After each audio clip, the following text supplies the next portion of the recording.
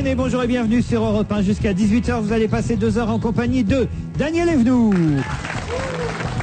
Christine O'Krent, Philippe Vandel, Jean-Luc Lemoyne et Pierre Bénichou. Je vais commencer par vous, Daniel. Pardon, Christine. D'habitude, je commence toujours par vous annoncer. C'est comment je suis avec vous. J'essaie d'être... Non, j'ai remarqué. Sur le cul, quoi. D'être aux petits soins et tout. Mais là, je veux dire que Daniel était réclamée par le public, par les auditeurs. Elle n'était pas parmi nous la semaine dernière et les auditeurs étaient inquiets. Ah, gentiment, j'espère. Ah oui, tenez par exemple, je suis triste, je suis catastrophé, je crois même que je vais mourir si vous ne nous rendez pas Daniel Evenou. C'était au moins 2 heures de rire par semaine avec elle, 2 heures de pur bonheur. Laurent, je vous en supplie, rendez-nous là, signé Henri du 75.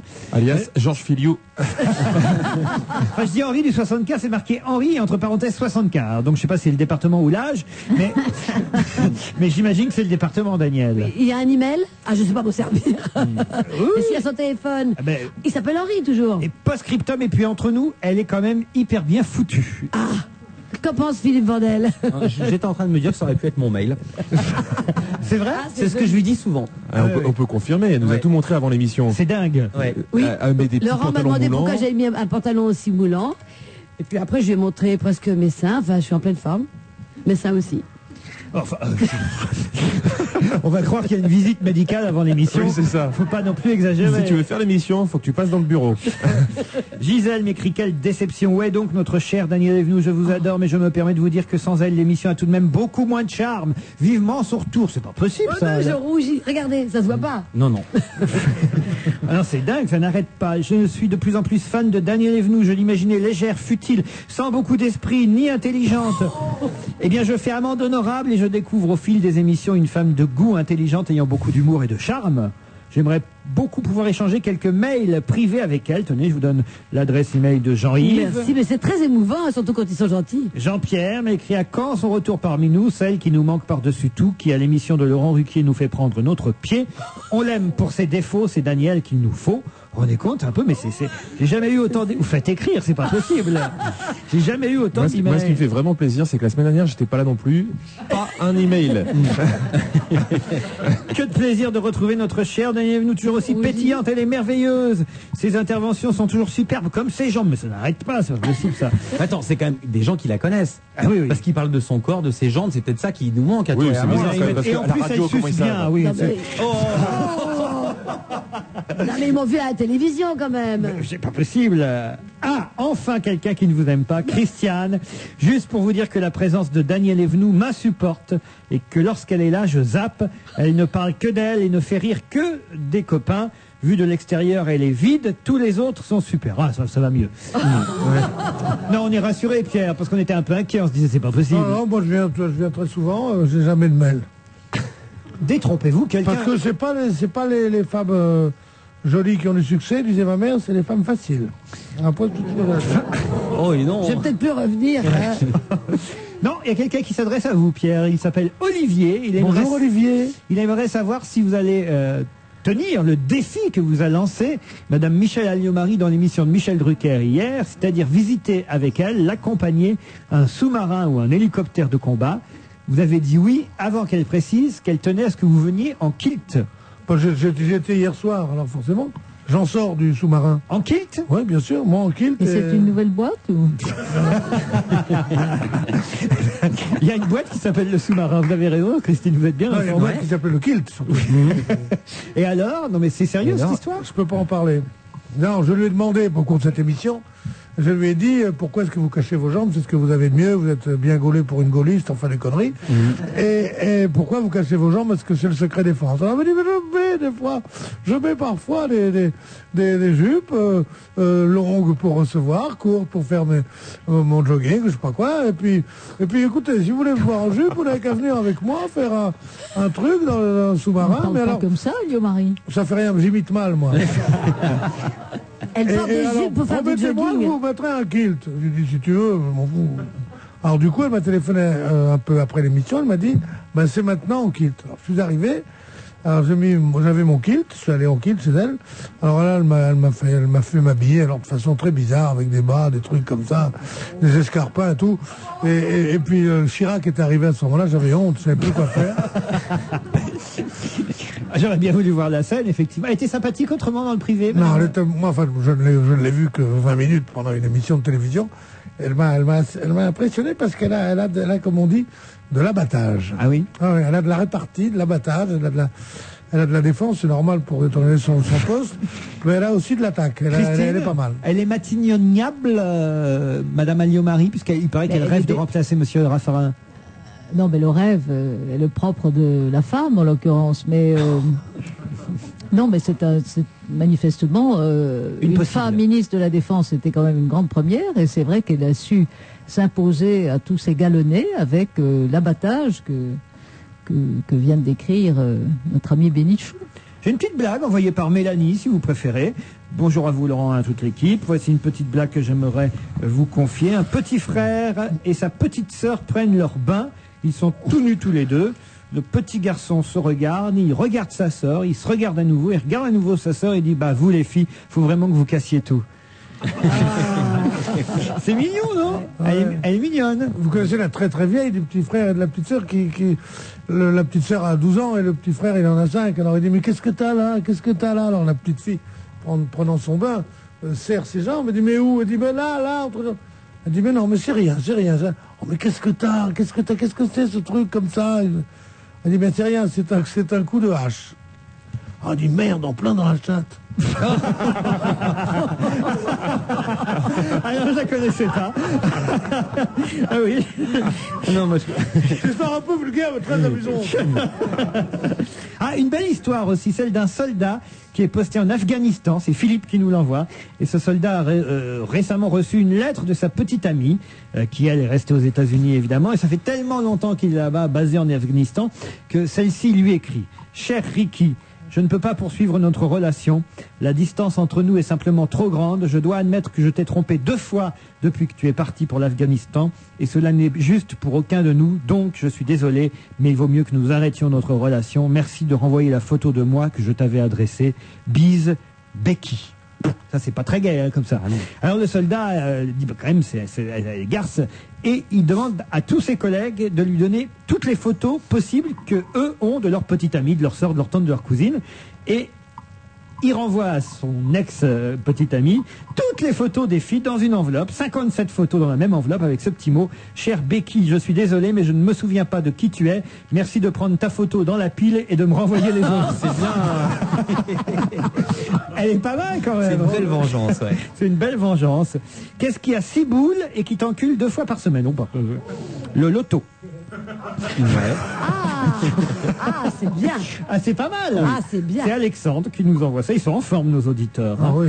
Ah, Vincent m'écrit: proviseur de lycée, je vais faire interdire les strings pour les jeunes filles dans mon établissement, comme d'autres proviseurs l'ont fait. Mais comment ils peuvent savoir qu'il y en a un? Alors, Mais parce justement, qu'elle il le dit: montre, je vais les d'ailleurs filles, maintenant. m'impliquer très personnellement dans ce projet en procédant moi-même à la vérification tous les matins dans mon bureau.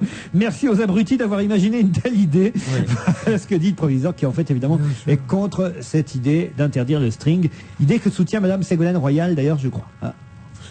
Non, c'est pas le string qui va être interdit, si tant est qu'ils sont interdits. C'est le string visible, c'est le string ostensiblement porté à 1 centimètre au-dessus du C'est-à-dire, pantalon taille vous basse. pouvez faire ça avec une culotte qui ne soit pas un string. Voilà. C'est ce que Prenez je une disais. culotte. Comment? C'est ce que je dirais ce soir à la télévision. Vous prenez une culotte petit bateau un peu trop grande et vous la mettez au-dessus de votre pantalon. C'est à peu près ça. Bien sûr. Ça, c'est Superman. Exactement. Mélanie m'écrit: j'ai entendu l'autre jour Monsieur Pierre Bénichou nous confier qu'il se réunissait parfois avec Guy Béard chez lui et qu'ils chantaient tous les deux. Je ne peux pas y croire. C'est le pire que je puisse imaginer. Ne va-t-il pas essayer de nous chanter du Guy Béard maintenant? Non, non, pas du tout. Mais je dois dire que je ne le fais pas aussi souvent que je le voudrais. Mais comme je pensais que c'était dans la pente en ce moment de se moquer de Guy Béard parce qu'il aime bien chanter, qu'il chante trop, quand on lui demande 2 chansons, il en chante 6. Mais n'oublions pas que Guy Béard, quoi qu'on pense de lui, du personnage, de tout ce qu'on voudra, c'est l'un des plus grands auteurs de chansons que la France ait eu. Voilà. D'ailleurs, je vais maintenant vous interpréter. Temporel ou si ma tu petite reviens est comme jamais l'eau. danser chez Temporel, un jour ou l'autre. Non, Pierre, non, je vous remercie, non. C'est pas la peine. Pardon? Non, je vous remercie, c'est pas la peine, d'autant que j'ai un autre email envoyé Pardon? par Bruno. Non, mais vous me faites taire, vous, Red Charles, là, avec vos lunettes noires. Non, mais sérieusement, je dois dire, chers auditeurs, pour ceux qui n'ont pas la couleur, c'est pas que Laurent Ruquier ne peut pas mettre sa main sur ses lunettes de vue, dit-il, longuement. Bon, et alors il a pu mettre sa main sur ses lunettes de soleil. Ces lunettes de soleil, comme tous les gens qui gagnent plus de 7000 par mois, sont des lunettes de soleil. Heureusement. Avec des adaptées à la vue de chacun. Donc, il peut lire avec en son. On a compris. En son, Mais c'est pas ça. mais il nous impose une sorte la silhouette d'une sorte de joueur de poker à Las Vegas avec ses lunettes noires. Ce n'est pas pour vous déplaire, mon cher Pierre. Ouais, ça n'est pas pour me déplaire. Bien sûr, c'est ravi. Mais c'est pas ça. Vas-y, Pierre. Richard. Moi, les lunettes noires, ça me dérange pas, mais le manteau de fourrure. Mais c'est vrai, je n'arrive pas à remettre la main sur mes lunettes. Je suis emmerdé. Alors, il faut bien que j'arrive à lire quand même les emails. Donc, je suis obligé de mettre mes lunettes de soleil. Pardon, mais pour les auditeurs n'avaient pas remarqué. C'est pas la peine. Le jour où je viendrai à poil, vous le direz pas non plus. Non, salut Marie. Mais il n'y a pas la petite caméra là qui ne filme que vous webcam, pendant ouais. 2 heures, de façon à ce que les auditeurs Ah oui, j'avais réagissent. oublié ça. Eh ben voilà, on va voir. Ils vont bien nous envoyer des mails pour nous dire ce qu'ils pensent de votre nouveau. Cafeteuse, Christine. Vandel, vous êtes moqué des Lada l'autre jour, vous Oui, savez. j'ai raconté des blagues de Lada. Voilà, et quelqu'un qui a une Lada me dit c'est pas gentil, j'en ai une moi-même de Lada. Qu'est-ce C'est qu'il y a ma toi voiture aussi préférée. Ah oui J'ai traversé le désert avec. C'est vrai Elle est increvable. Ah oui Quel dommage.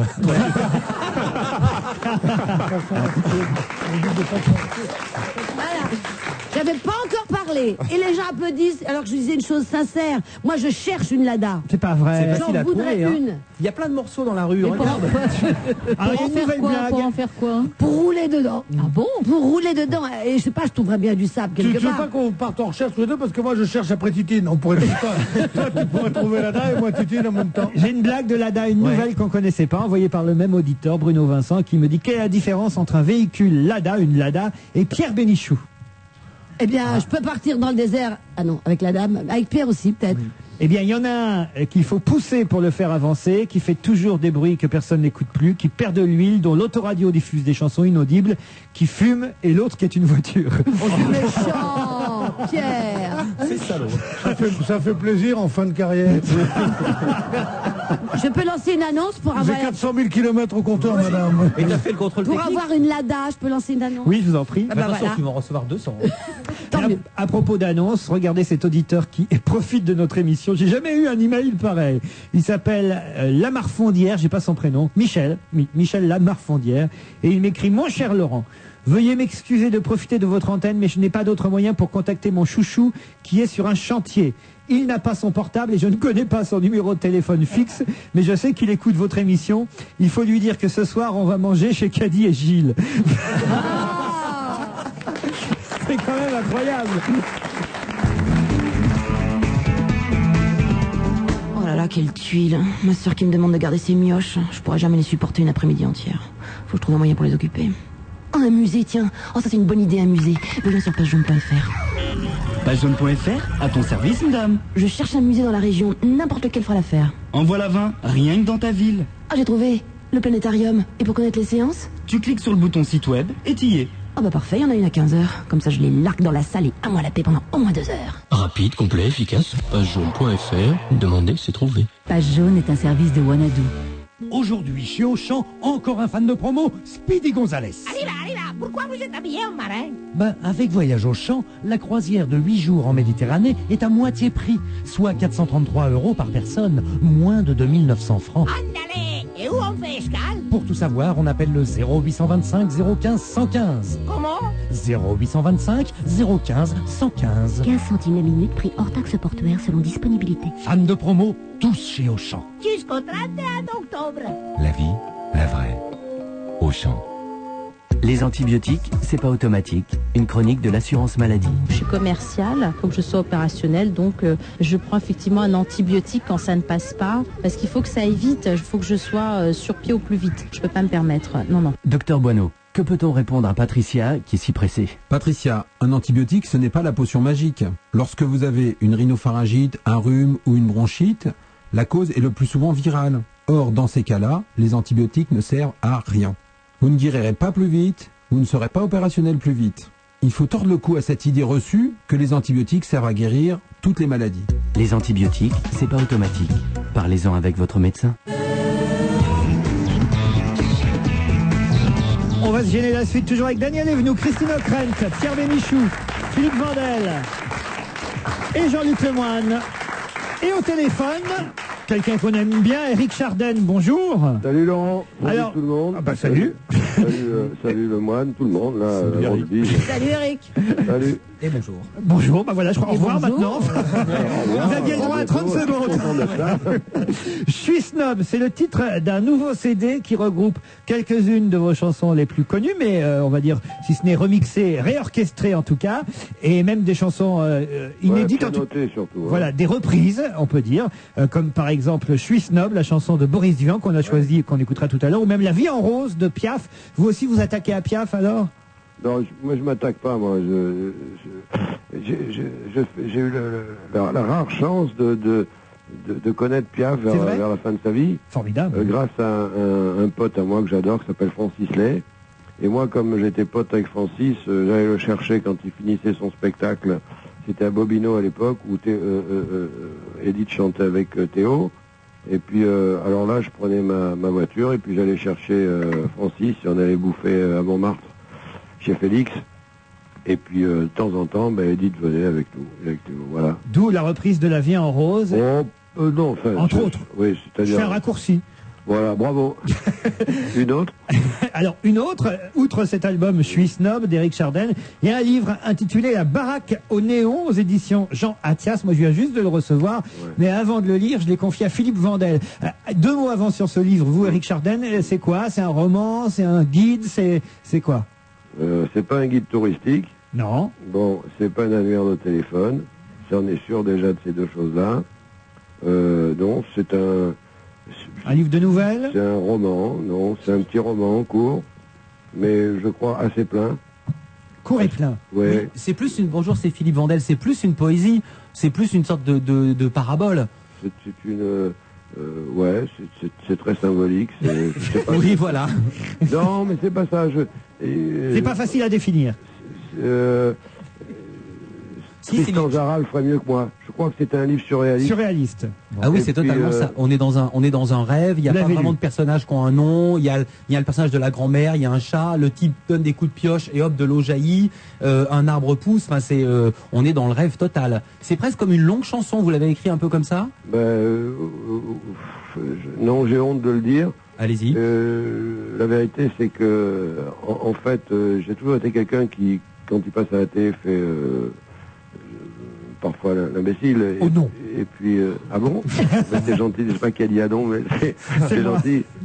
Mais le problème, c'est qu'à un moment donné, c'est un livre où j'ai mis mot par mot, bout par bout, phrase par phrase, jusque aux 3 derniers mots où j'ai compris ce que j'avais écrit. Alors, comme Laurent... Moi, il y a quand même un paquet de trucs que j'ai pas compris. Alors, il y a une grand-mère qui est un personnage assez marrant qui donne des conseils. Alors, je vous demandais de les expliciter pour nous tous et pour Daniel, pour moi-même. C'est pas que ta grand-mère qui file des conseils quand même. Alors, il y a plein de gens. Ça dit... alors, d'abord, le premier conseil est assez facile à comprendre. Allume tes rêves. Bon, là, j'ai compris. Ensuite, éteins ta culture. Ça veut dire quoi? Eh ben, j'ai l'impression qu'à un moment donné, quand on est plusieurs personnes ensemble et que on a tous des cultures différentes, il vaut mieux les éteindre pour se retrouver à l'état initial. C'est ce qu'on fait ici, d'ailleurs. Il y en a même qui viennent. Merci Christine. Ouais, je sais que on la laisse directement chez nous. J'ai écouté l'émission, bon, c'est une émission qui déconne, mais bon, ça déconne sans déconner, ça. Ouais. C'est vraiment ce que je pense. Mais alors, je pense qu'à un moment donné, il y a des gens qui se la jouent, qui se la font, qui se parlent, je sais pas quoi. Laisser sa culture au vestiaire, quoi. Là, vous avez bien répondu. Ouais, puis tout d'un coup, je sais pas, c'est bien de se retrouver tout nu et de se parler avec un truc qui s'appelle le cœur. Mais par culture, vous entendez la somme des connaissances acquises ou simplement la façon de vivre et les mœurs? Parce que c'est deux choses différentes. Oui, tout à fait. La culture, vous voyez, par exemple, celle de Laurent Ruquier, c'est par exemple une enfance dans un HLM. Moi, c'est plutôt Montaigne et Pascal. Alors, qu'est-ce que vous... C'est Monsieur Bénichou qui parle? Oui, c'est Monsieur Bénichou. Monsieur Bénichou, bonjour. Bonjour, cher ami. Ouais, alors, non, moi, je serais plutôt dans le genre de la culture livresque, qui est parfois une culture imbécile. Absolument. La vôtre. Et je serais plutôt sur la culture pure et simple que l'homme devrait avoir, quoi. Le respect de l'autre. Il y a un moment donné où, je sais pas, on ne devrait pas avoir maintenant à dire attention, on fait pas ci, va pas à 140, va pas à 250, parce qu'on est assez grand pour aller si on a le respect de la vie, le respect de l'autre, on alors, doit... Eric, là on a compris à peu près, mais alors parfois ça devient plus obscur. Oui. C'est la dernière question. La grand-mère dit fais la différence entre ce qui existe et ce qui existe. Oui, ça c'est formidable, je trouve que personne n'a Oui, mais fait. ça veut dire quoi? Eh ben, c'est la première chose qu'on devrait faire. C'est-à-dire entre ce qui existe et ce qui existe, je pense que... C'est Vandel qui a parlé? Oui, c'est Vandel. Alors, mon petit, je vais t'expliquer. Tu es un garçon? Oui, c'est un garçon. Oui. Bon, j'espère, je sais, il me En semble. tout cas, il porte Il un est en blouson. bleu, hein. Il est en Arrêtez de bleu. déconner, là. Stop, là. Alors. Bon, tu es un garçon? Oui. Je suis un garçon. Oui. Ben, fais la différence entre ce qui existe et ce qui existe. Oui, tous les deux les garçons, on n'est pas les mêmes. Mais on fait une différence entre ce qui existe et ce qui existe. Tu Oui. vois, voilà. Et si on est une fille? Eh ben, tu fais la différence entre ce qui Ah, bah existe ça et ce qui existe. Bah, en tout cas, on le voit, c'est spécial le bouquin de Chardin. Hein. C'est pas hermaphrodite, comme on dit. Hermétique, pardon. Attendez, alors là, Oui, là, ça a là, rien à voir. c'est Daniel Evenou. Ça, là, c'est qui a Daniel sorti Evenou, ça. vous l'avez reconnu. Voilà, entre Parce que hermétique pour faire et la différence hermaphrodite, entre Daniel Evenou et Daniel Evenou, c'est pas compliqué. pour faire la différence entre ce qui existe et ce qui existe, bon, il y a le Chardin qui passe à la télé, et puis il y a le Chardin qui passe avec Punjabourou à la télé, et puis il y a le Chardin qui parle à la radio avec Laurent et ses potes. On a bien compris, c'est-à-dire que la différence, ce qui existe, c'est pas toujours ce qui existe. Ce qu'on croit voir Ouais. n'est pas forcément ce qui est. C'est bien ça? Je crois, oui, mais je crois Je que suis c'est même le essentiellement traducteur ça. du Dalai Chardin. Oh là là. Je suis le Mathieu Ricard de cette émission. Non, j'ai fait un autre livre où je dis quand on parle de comment ça s'appelle, d'apéritif, de Ricard, de plein de choses, je dis la main Mathieu n'est pas loin, ça c'est différent. Bon, merci Eric. Le livre s'appelle La baraque au néon. Moi j'aime beaucoup mon livre, hein, je vous le dis, parce que c'est mon premier, on peut pas dire roman, donc c'est mon premier riman. On l'encourage en tout cas aux éditions Jean Attias, Chardin, La baraque au néon. Et après la pub, on écoutera Je suis snob, le titre du nouvel album de Chardin. Merci, bravo. Laurent, ouais. Je peux te dire un mot perso? Ouais, très vite. Ouais. Eh ben, ce que je t'ai écrit, je le pense sincèrement. Ce que je t'ai mis sur la page de devant, je le pense sincèrement. Je te fais un énorme bisou. Je te souhaite plein de bonheur dans ta vie. Mais merci Eric. Voilà. Publicité. Salut les potes.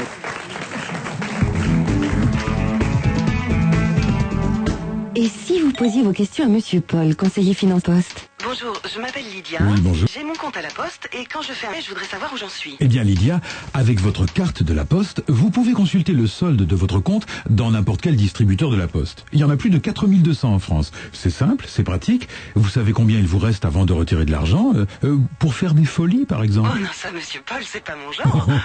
c'est... Non. Bon. États-Unis, années 30. Le krach boursier a laissé de profondes cicatrices. Pourtant, sur les champs de course, un cheval va rendre à tout un peuple sa dignité et ses espoirs. Pur sang, la légende de Seabiscuit. Tobey Maguire, Jeff Bridges, Chris Cooper. Pur sang, la légende de Seabiscuit. Une fabuleuse histoire vraie. Le 8 octobre au cinéma. Pur sang, la légende de Seabiscuit. Un film européen. Ça, c'était l'Internet de Sophie. Mais tout a changé avec le haut débit de Club Internet. Avec un mois d'abonnement offert et plein d'autres avantages. C'est pour ça que l'Internet de Sophie est aussi gai.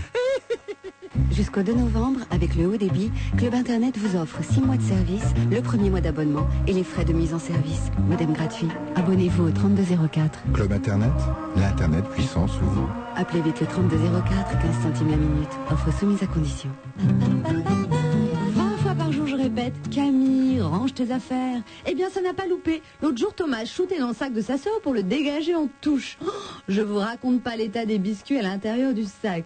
Bon, dans mon supermarché Casino, le paquet de 150 grammes de petits écoliers de lait au chocolat au lait n'est qu'à 1,34 €.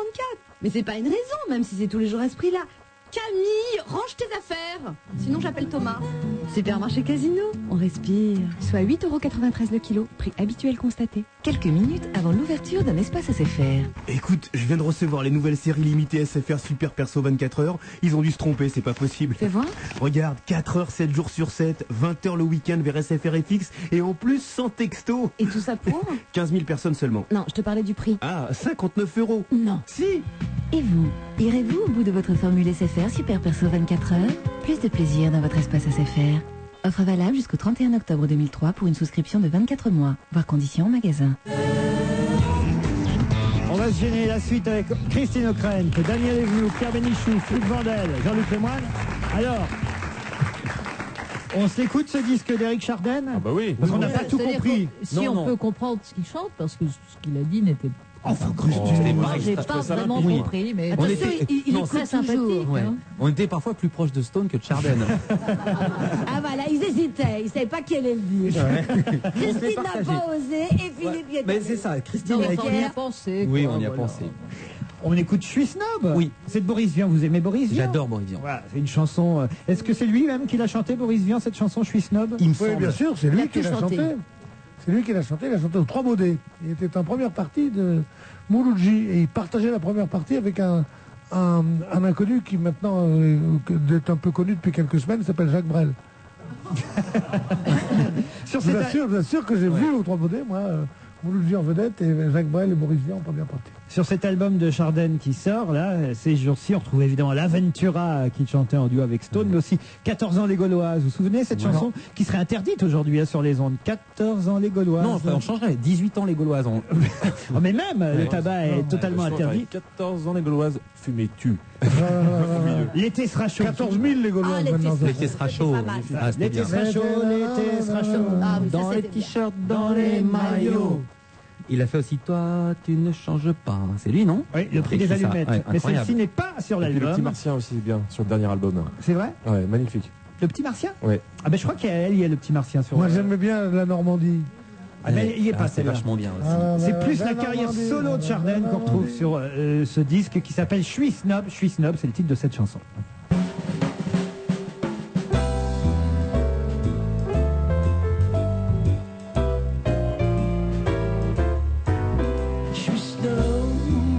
Je suis snob, c'est vraiment le seul défaut que je gobe. Ça demande des mois de turbin, une vraie vie de galérien. Mais quand je sors avec Hildegarde, c'est toujours moi qu'on regarde. Oh, je suis snob, je suis snob. Tous mes amis le sont, on est snob, c'est bon. Chemise d'organdie, chaussures de zébu, cravate d'Italie, méchant complet vermoulu. Un rubis au doigt, de pied pas celui-là, les ongles tout noirs et un très joli mouchoir. Je vais au cinéma voir des films suédois, les gens trop bistrot pour boire d'alcool à gogo. J'ai pas mal au foie, personne fait plus ça. J'ai un ulcère, c'est moins banal et c'est plus cher. Je suis snob, je suis snob. Je m'appelle Patrick mais on me dit Bob. Je fais du cheval tous les matins car j'adore l'odeur du crottin. Je ne fréquente que des baronnes, au nom qu'on dit trombone. Je suis snob, excessivement snob.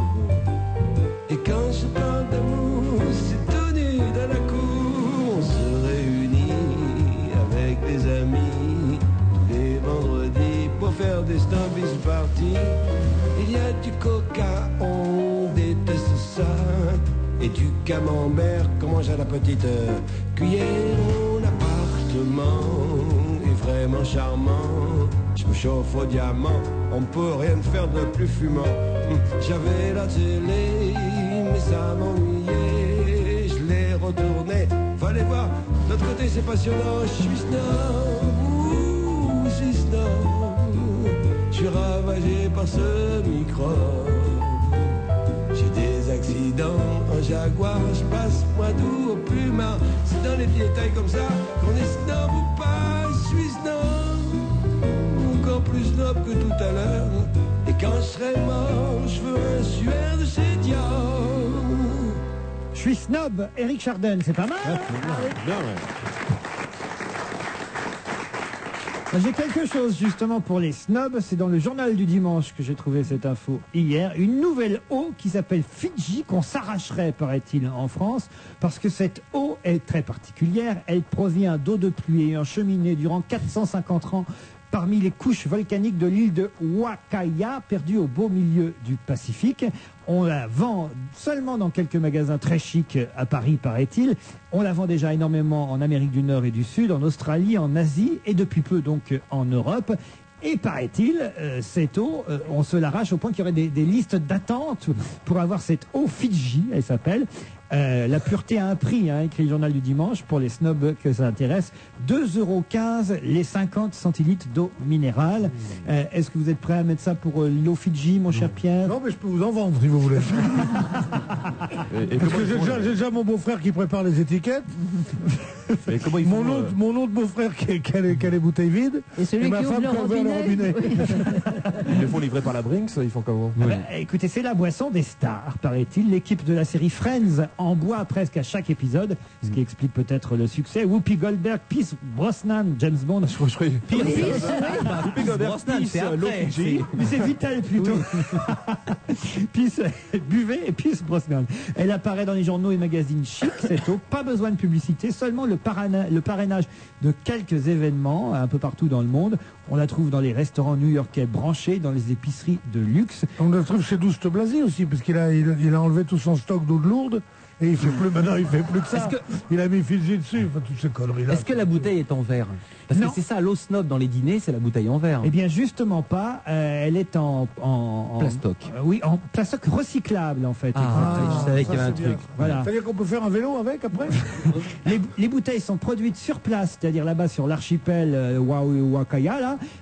Et cette fabuleuse source au goût de paradis appartient à un riche entrepreneur canadien qui s'appelle David Gilmour. Il a 70 ans aujourd'hui, il a racheté l'île et il en a la concession pour 99 ans. Il a démarré la production de cette eau en 96 et il a réussi à placer cette eau un peu partout dans les endroits les plus chics. Alors en France, il paraît que pour l'instant on la trouve au rayon Lafayette Gourmet, à la grande épicerie du Bon Marché, au bar à eau de Colette, vraiment des endroits bobos comme on dit, hein. Et encore le Palace Plaza Athénée aussi. Il y a un bar à eau? Oui, oui. Ah bah j'y suis jamais allée. T'en reviens pas, et toi. je suis pas prête, ça me rend méchante l'eau. Très méchante. Alors, ça vous intéresse ce genre de flotte? Ah non, je crois que c'est une arnaque totale. C'est une arnaque totale. Et puis des bars à eau, c'est vrai que tu dois faire la fête là-bas, les piliers de bain, ça devait être beau quand même. Non mais dedans, il y a quand même on a noté du silice. C'est une source de jouvence pour les cheveux, la peau et les ongles. Voilà. Ah, mais c'est bien quand même, parce que déjà, les bars à vin, déjà, il y a trop de vieux. Alors dans les bars à eau, si l'alcool tue, qu'est-ce que ça doit être? Il va y avoir que des centenaires. J'étais avec un copain dans un bar à eau, comment il s'appelle? Émile, quel âge a-t-il? 103 ans. Et ils comparent leurs os. Je parle pas des os. Comment leurs os? C'est-à-dire que vous voyez... Les os. Les os, quoi, les os? Oui. Donc il y a des os, vous êtes goûteuse d'eau, goûteur d'eau. Il y a quand même une raison pour laquelle elle est si chère, hein, c'est ce que dit le monsieur qui vend cette eau Fidji. Elle coûte cher à cause du prix du transport par bateau depuis les antipodes. Faut comprendre quand même aussi. Hein. C'est vrai que... Donc il n'y a pas d'aéroport là-bas, bien sûr. Non mais même, il faut quand même payer l'avion. C'est-à-dire que l'eau d'Évian, elle coûte moins cher, c'est normal, elle est plus proche. Évian, c'est pas très loin, vous comprenez? Oui, j'ai compris.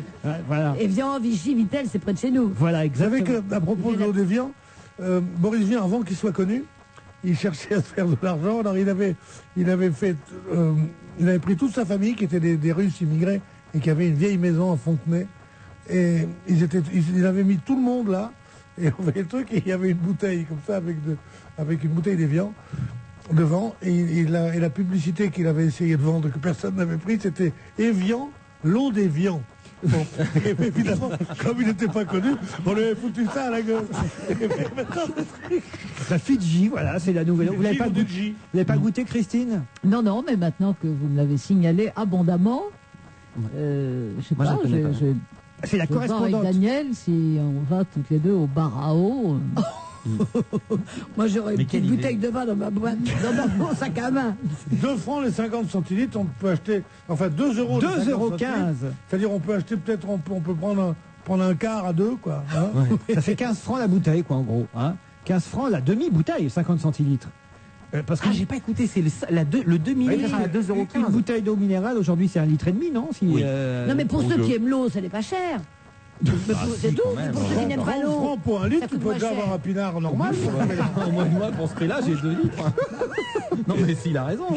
Et les stocks des Fidji, qu'est-ce qu'ils font? Ils font venir de l'eau d'évian. Comme ça, alors que si chacun buvait son eau, ça coûterait moins cher pour tout le monde. C'est vrai, c'est idiot. Mais moi, je bois de l'eau du robinet. Lorsque je bois de l'eau. C'est pour, très très rare. C'est pour ça que t'as ce là. Mais on dit que c'est pas mauvais, l'eau du robinet de Paris. Ça dépend de la vie. De l'urine, vous buvez, parce qu'il paraît que c'est très... Pour les cheveux, pour la chute des cheveux. Voilà, je ne ris pas, l'urinothérapie est très conseillée. Et on m'a même dit que vous la buviez à la source. D'autres publicités. Et nous retrouvons Vous l'avez dans l'os, le grand jeu des fumeurs, présenté par Luc Business. Bonjour Michel, toujours fumeur? Oui Luc, c'est pas faute d'avoir essayé d'arrêter. Mais... Question, depuis quand des industriels du tabac savent-ils que la nicotine rend dépendant? 5 ans? Et non, ça fait plus de 40 ans. Question, et pourquoi n'ont-ils pas alors enlevé la nicotine des cigarettes? Parce que ça change le goût? Et non, les gens n'y trouvaient plus de plaisir et arrêtaient de fumer, ce qui est mauvais pour le commerce. Michel, vous l'avez? Le tabac, beaucoup de gens y gagnent, sauf vous. La nicotine est une substance qui agit sur le cerveau. Elle est très peu chère à industrialiser et rend très vite dépendant la cigarette. Si vous cherchez vraiment un ennemi, il est peut-être dans votre poche. Un message du ministère de la Santé et de l'INPES. Pour en savoir plus, tapez je suis manipulé.com. Dans une ville du Mississippi, un jeune garçon est assassiné. 10 ans plus tard, le meurtre n'est toujours pas résolu. Et sa sœur Harriet, une petite fille de 12 ans, veut retrouver le meurtrier. Entourée de sa grand-mère, de ses tantes excentriques et de son meilleur ami, elle enquête dans l'univers inquiétant des adultes. Applaudi par la presse, Le Petit Copain est une histoire de famille qu'on n'oublie pas et un roman qui se lit comme un thriller. Déjà sur toutes les listes des best-sellers. Le Petit Copain de Donna Tartt aux éditions Plomb. Les antibiotiques, c'est pas automatique.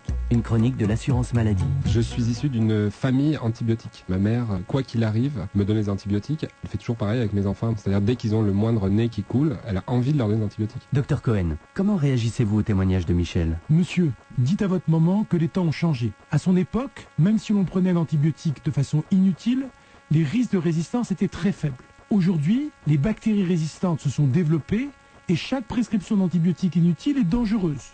Quand vos enfants auront réellement besoin des antibiotiques, il sera peut-être plus difficile de les soigner. C'est donc une affaire sérieuse. Les antibiotiques, c'est pas automatique. Parlez-en avec votre médecin. On va se gêner jusqu'à 18h. Toujours avec Evenou, Vandel, Ockrent, Bénichou, Lemoine.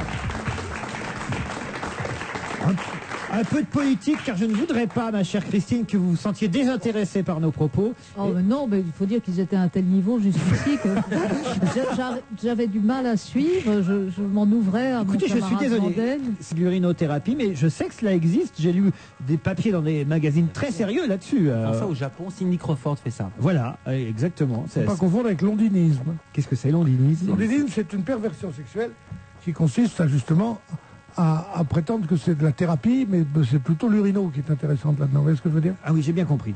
Mais on oublie. Moi, pas du tout. Mais alors, oui, j'ai compris. Ah bon. Non, mais de là à faire la transition vers la politique, avec la politique. Alors c'est quoi? C'est les 35 heures? Les 35 heures. Et oui, on n'a plus le temps d'aller aux toilettes Voilà, avec les 35 heures. exactement. Voilà, je vous la fais la transition. surtout à l'école. L'UMP dit que tout est de la faute aux 35 heures. La RTT, la réduction du temps de travail, sert aujourd'hui à justifier la mauvaise conjoncture dans l'esprit de la plupart des ministres des Finances.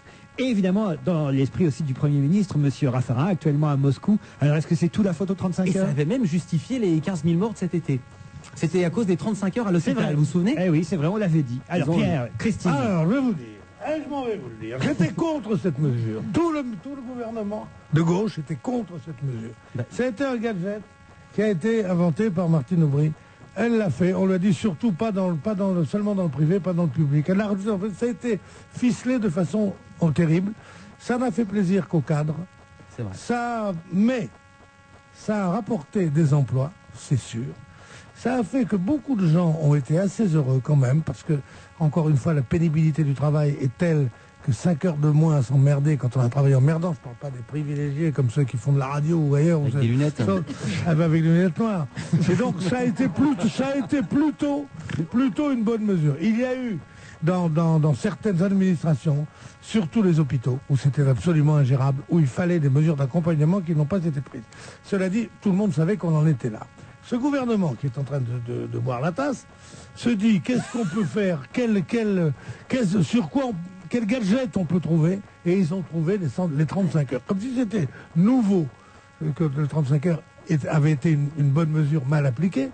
Et en plus de ça, ou en tout cas des conseils de gens plus jeunes et moins expérimentés. Là, en l'occurrence, vous parliez de Henri Salvador, c'est quand même Pierre Hénan et Benjamin Biolay qui nous ont amené les chansons et ils ont travaillé avec elle. C'est presque les jeunes qui ont aidé le vieux, je dis ça avec beaucoup de respect. Oui, mais est-ce que ça, justement, ça n'a pas lancé une mode et maintenant les anciens, entre guillemets, sont plus enclins on fait des questions d'une minute ici. Mais attendez, Gérard Darmon, pour vous, c'est un ancien. On laisse parler Benabar. J'ai pas tout compris, je suis au téléphone. C'est Daniel Evenou qui nous a foutu dedans. Daniel Evenou précise que Darmon n'est pas si ancien que ça, en tout cas dans la chanson c'est un nouveau. Bah oui. Donc c'est plus vous qui l'aidez que le contraire. Oh bah c'est très gentil, mais je ne crois pas que ce soit du tout vrai. Non, c'est au contraire, ce genre de personnes permettent un peu de crédibiliser notre travail. Et puis au-delà de ça, c'est surtout intéressant de pouvoir collaborer avec quelqu'un qui a une démarche sincère et honnête, d'après ce que j'ai pu voir, comme Gérard Darmon.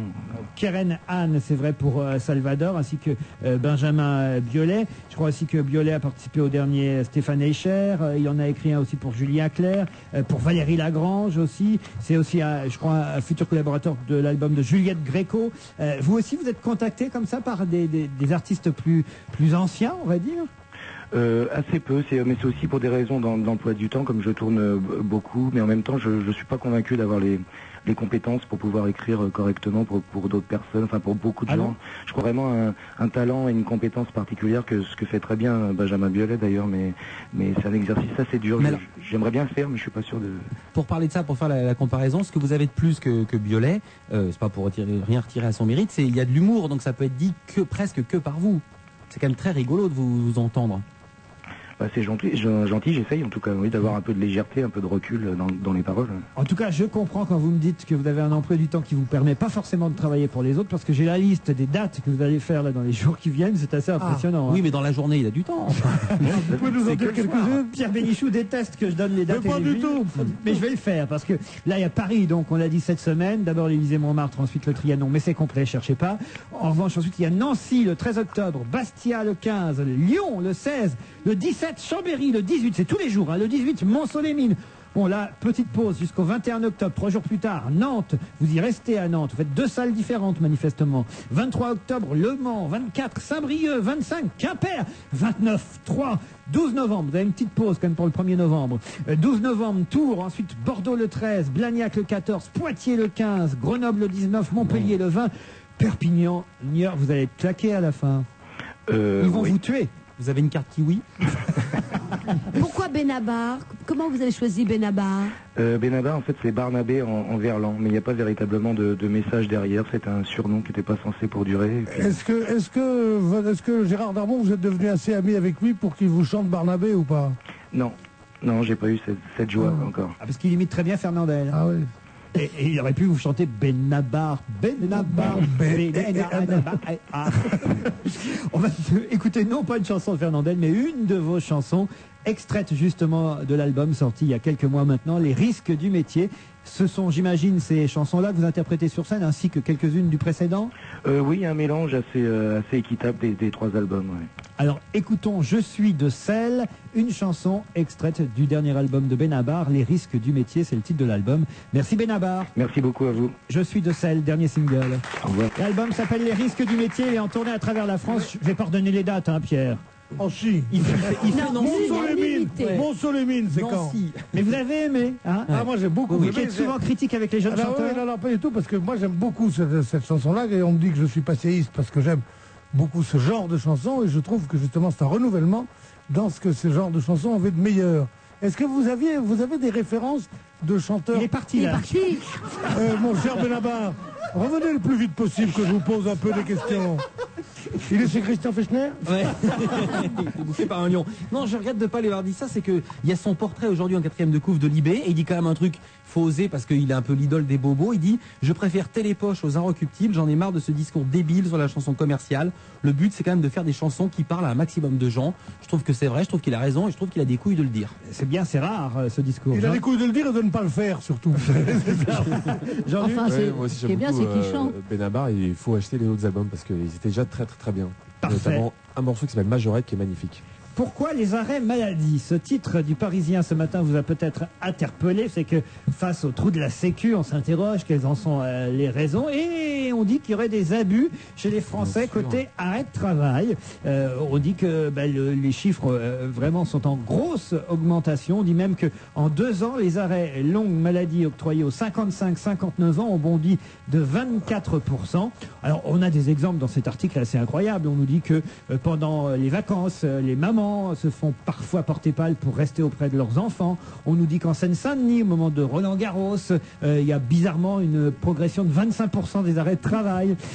On nous dit quoi d'autre encore? Enfin, des tas d'exemples qui me paraissent quand même énormes. Est-ce qu'on s'arrête en maladie pour Roland-Garros? Vous y croyez à ça, Vandel? Je sais pas s'ils le disent ou enquêté, mais moi je me suis bien rendu compte autour de moi, pas à cette table, qu'il y a des arrêts maladie qui sont pas toujours justifiés. Mais de là à ce que ça creuse le trou de la Sécu, ça m'étonnerait. Christine, ça creuse forcément le trou de la Sécu à partir du moment où il y a des abus. C'est comme les gens qui achètent trop de médicaments, qui vont voir 7 médecins dans la semaine parce qu'ils trouvent que le 3e n'a pas donné autant de médicaments que le premier. Donc je veux dire, tout ça s'additionne. Oui, mais donc c'est le 1 normal. pour 1000, je sais plus quel imbécile avait dit le trou de la Sécu, c'est les travelots qui se font opérer des seins. Non, c'est pas vrai. Ça, voilà. C'est vrai? Qui est vrai? Ça, je me souviens plus de ça. Mais quel est le rapport avec les enfin, il peut qu'un travelot se faisant opérer des seins est un arrêt de travail, mais sinon je vois mal le rapport entre les deux. Justement, c'est qu'il disait, c'est ça qui creuse le trou de la Sécu. Non, ça rentrait. Et on parlait pas de ça, on parle des arrêts de travail. Il ne faut pas confondre les causes afférentes, les petites causes avec les grandes causes. Voilà. Les causes du trou de la Sécu, c'est une mauvaise organisation de la santé voilà. qui est évidemment augmentée par ces petites choses que sont les arrêts de travail supplémentaires ou l'achat de médicaments en trop. Bref, voilà. On nous annonce quand même des contrôles plus sévères sur les arrêts maladie. Mais c'est très très dur de juger quelqu'un qui a une dépression nerveuse. Ah. Bah oui, comment ça c'est une maladie qui est un état, et c'est très difficile pour un médecin de dire, il voit une femme en pleurs, déprimée. C'est vrai que ça doit être très difficile dans ces cas-là. Ça doit être il faut vraiment qu'il réfléchisse, le médecin, avant de donner 8 ou 15 jours pour une dépression nerveuse, parce que je pense que là, il y a beaucoup de... Une autre raison avancée par Odile Plichon dans Le Parisien, elle dit qu'aujourd'hui, les salariés se sentent plus détachés de leur entreprise qu'auparavant, à cause, entre autres, des plans sociaux de ces dernières années. Et donc, les salariés culpabilisent moins à l'idée de se faire arrêter. Ils disent, oh, tant pis, je me fous de mon entreprise. Avant, on était peut-être un peu plus liés à l'entreprise. Donc Mais comme nous, ici, on est heureux. Il n'est pas question qu'on se fasse arrêter. Pardon? Mais jamais on ne sera arrêté ici, on est tellement heureux de venir. Alors nous, on n'est pas payé pareil. Hein, on n'est pas au tripostal ici.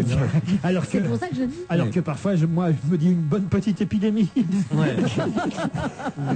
Alors, les contrôles, parlons-en. Ça, c'est pas gentil pour nous, hein, c'est ça que ça veut dire quand même. Personne proteste, ils sont tous, ils disent, ah bah oui. Christine, avant, il fallait rester chez soi, tout le temps. Vous buvez mes paroles, vous, Christine, et je vous en remercie encore. Vous vous souvenez de ça? Avant, il fallait rester chez soi, si on était malade, si on était arrêté, et quelqu'un, un inspecteur, avait le droit de venir chez vous, n'est-ce pas? C'est toujours comme ça. Alors justement, on nous dit que les contrôles, c'est pas facile. Je sais pas, je suis pas malade. Odile Plichon dans Le Parisien dit vérifier les arrêts de moins de 8 jours. Oui, c'est impossible. C'est impossible parce que comme l'assuré a le droit à 48 heures pour envoyer sa lettre, le temps que la lettre arrive à la Sécu, hop, il est déjà reparti au travail quand on décide d'envoyer un Sans contrôle. compter que la nana de la Sécu, ça se trouve, elle en arrêt de travail. Elle s'est mise en arrêt maladie parce que ça la faisait chier. Il y avait un match qui lui plaisait à la télé. Ça, alors, ils vont être contents à la Sécu, ceux qui vous écoutent. On a le droit de dire des blagues. Non, on ne sait pas dire des blagues. Ça, c'est vraiment une insulte à la classe ouvrière. D'ailleurs, vous voyez tout en noir. C'est quand même normal, si quelqu'un est fatigué, qu'il arrête de travailler. Qu'est-ce que ça veut dire, ça? Ben alors? Non, on parlait des abus. Les abus. Tu sais, qu'est-ce que tu connais des abus, toi? C'est pas un abus que t'as une chaise ici, toi? C'est pas parce que Ruquier, il connaît ta mère? Non, alors, justement, vous avez pris un arrêt Mélodie. Mélodie, comment allez-vous, Mélodie? Bonjour, Mélodie, alors.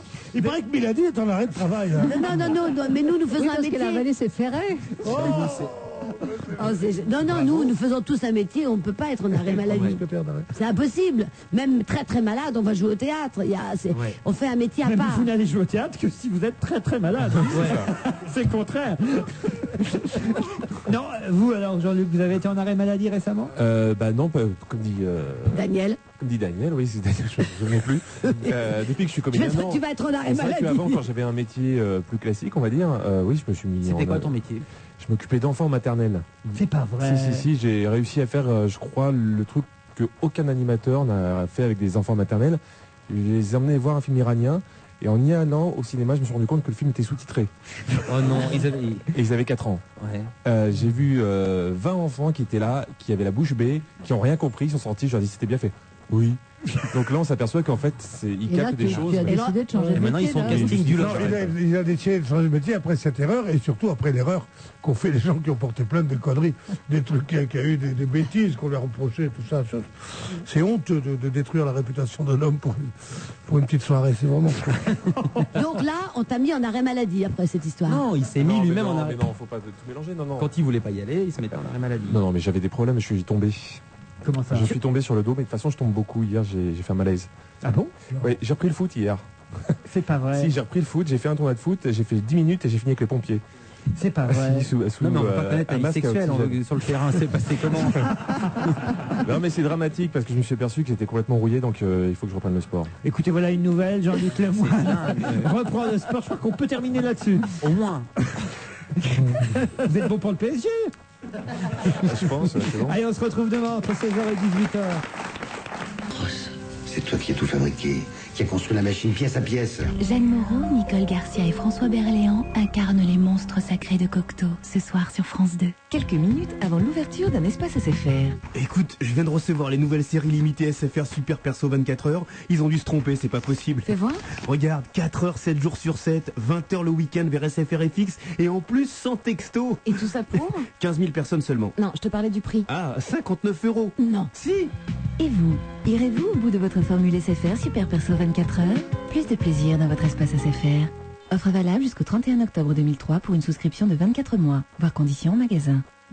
Aujourd'hui, chez Auchan, retrouvons encore un fan de promo, Titi. J'ai vu des centaines de rominets. Et il vous courait après? Non, ils couraient tous et au sens. Oh, bah c'est normal. Jusqu'au 7 octobre, quand on fait ses courses avec sa carte Auchan, on reçoit un bon Waouh de 5 €, valable sur tout l'art de la table, pour un achat d'un montant minimum de 30 €. Ah oui, on peut les comprendre alors tous les rominets. Voir modalité en magasin. Fan de promo, tous chez Auchan.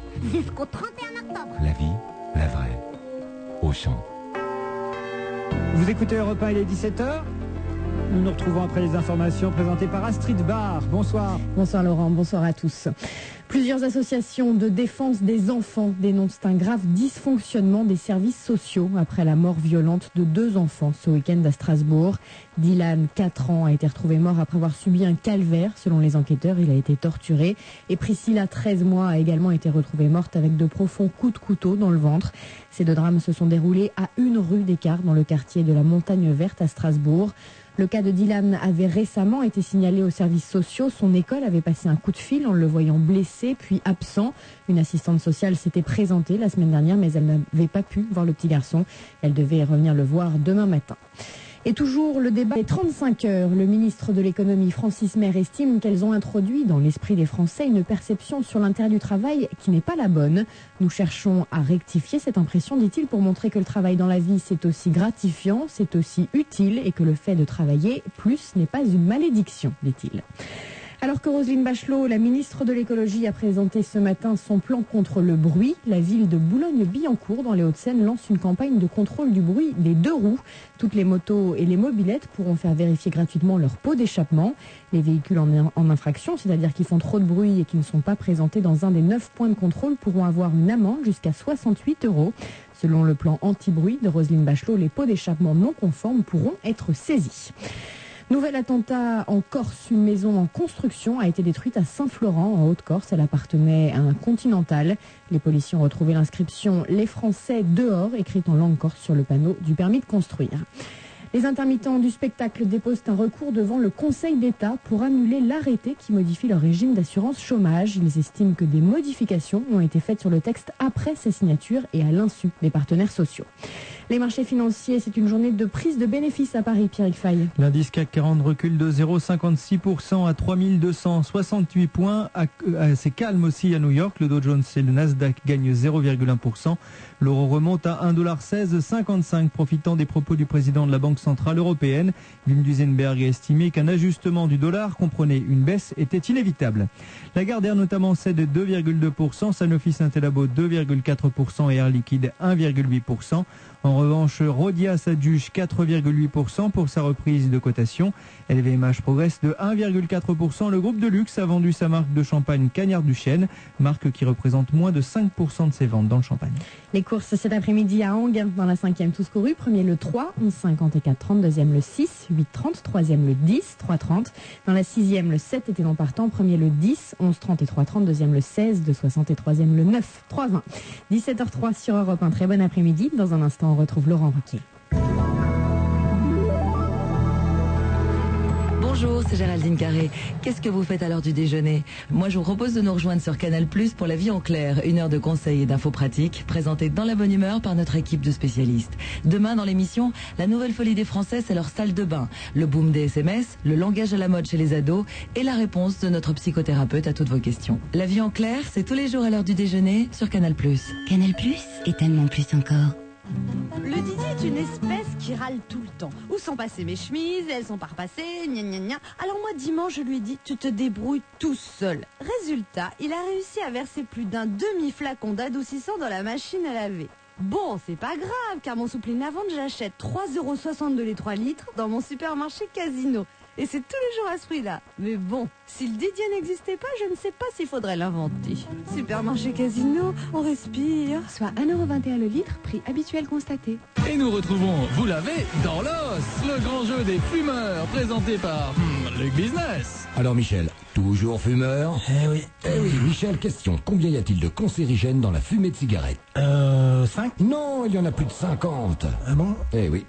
Question. Ammoniac, cadmium, formol, acétone. Qui est l'intrus? Le formol. Oh non, il y avait un piège. Ils sont tous dans la fumée de cigarette. Ah, Michel, je crois qu'une fois de plus, vous l'avez? Le tabac, beaucoup de gens y gagnent, sauf vous. Il y a dans la fumée de cigarette plus de 50 cancérigènes, des goudrons, de l'ammoniac et du formol. Si vous cherchez vraiment un ennemi, il est peut-être dans votre poche. Un message du ministère de la Santé et de l'INPES. Pour en savoir plus, tapez je suis manipulé.com.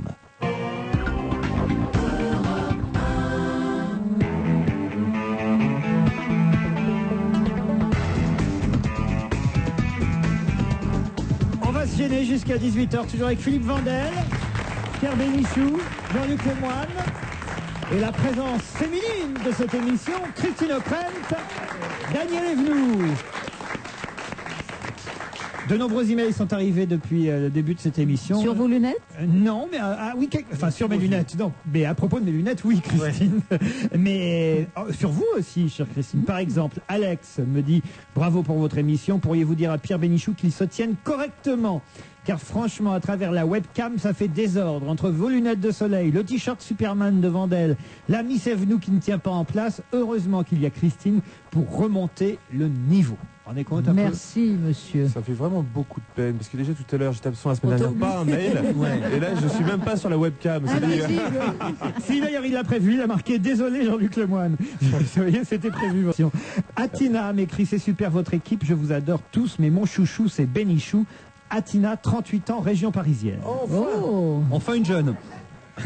Jean-Claude voudrait réagir à propos de votre discussion sur les 35 heures, Christine et Pierre. Je ne vais pas vous donner tout le détail de ce qu'il dit parce que ce serait trop long, mais il dit qu'en conclusion, Martine Aubry, pour lui, il n'a pas péché par la création des 35 heures, mais par le manque de fermeté dans leur application. Il trouve qu'elle aurait dû aller plus loin encore et en fait imposer au MEDEF ce qui au départ était le fond de la réforme des 35 heures. C'est Jean-Claude Guessot du Parti communiste parce que c'était déjà très raide quand même comme mise en place. Ah non, il ne faut pas dire que ce soit fait dans le dialogue. Non, non, il dit on a occulté volontairement le fait que les 35 heures généralisées dans le secteur privé représentaient 1,5 million d'emplois. On ne les a pas eus. Les modalités désastreuses de la loi qui autorise le développement de la flexibilité des horaires et n'impose aucune obligation d'embauche ainsi que la résistance farouche du MEDEF ont considérablement réduit le résultat réel par rapport au potentiel. Voilà. En tout cas, ce qui est vrai, je ne peux pas discuter exactement du nombre d'emplois que ça aurait dû donner, mais on ne peut pas dire que la position et du MEDEF et du petit patronat, MEDEF étant le grand patronat et le petit patronat en général, est tout fait pour donner raison à Martine Aubry. Ça, c'est sûr. Bon, ils ont saboté comme des chiens, comme toujours. Bon, mais malgré ce sabotage, il y a eu quand même des effets positifs. Et beaucoup d'effets négatifs, mais quelques effets positifs qu'il serait malhonnête de sceller. Oui, je suis pas sûr que le terme sabotage soit très judicieux, parce que moi je veux bien que le MEDEF soit la caricature et les petits patrons, CGPME, etc. Mais enfin, je veux dire, en gros, les industries, les toutes petites entreprises, les moyennes entreprises, c'est ce qui fait travailler les gens, c'est ce qui fait la richesse du pays. Donc là encore, arrêtons dans la démagogie. Pardon, voilà. C'est à moi que vous parlez. Non. J'ai remarqué que lorsque Christine arrêtons parle... dans la démagogie. Mais oui. Elle ne vous regarde quand je vous fais des compliments, c'est de la démagogie. Sérieusement. Parfois, peut-être. Je regarde Christine parler. Oui. D'abord, elle est très très belle, il faut le dire. Mais elle ne regarde pas Laurent dans les yeux ni les autres. Bah, dans les yeux, c'est difficile, là, cet après-midi, franchement. Mais vous regardez, Christine... Le bouteille de jus d'orange. Mais parce qu'elle est dans son truc à elle. Elle est dans ses pensées. Ça t'arriverait pas. Je suis jamais dans le pensée. Ouais, ça t'arriverait pas un truc pareil. Surtout faites jamais ça, malheureuse. Dorothée m'écrit après de longues et délicieuses heures en votre compagnie, pardon. Je me décide enfin à vous écrire, me dit Dorothée, pour vous faire part de mon enthousiasme. Chaque jour, j'attends 16 heures avec impatience et je délecte chaque seconde de votre émission. Je voudrais de plus m'adresser à Madame Ockrent pour la remercier de sa présence parmi vous, car elle illumine cette émission de sa classe et de son élégance sans limite. Mais oui, d'où les lunettes. Surtout de dos, parce qu'il faut quand même savoir voilà, je suis une dangereuse démagogue. Je souhaiterais tant qu'elle puisse être présente chaque jour afin que votre émission soit pleinement... À votre place, c'est une question de budget, c'est une question de budget. À propos de l'interview d'Éric Chardin, c'est vrai qu'on a eu Éric Chardin au téléphone dans la première heure de cette émission. Philippe me dit bravo, mais nous les auditeurs, nous ne sommes pas dupes. Nous avons bien compris que c'était Jean-Claude Van Damme qui était au téléphone.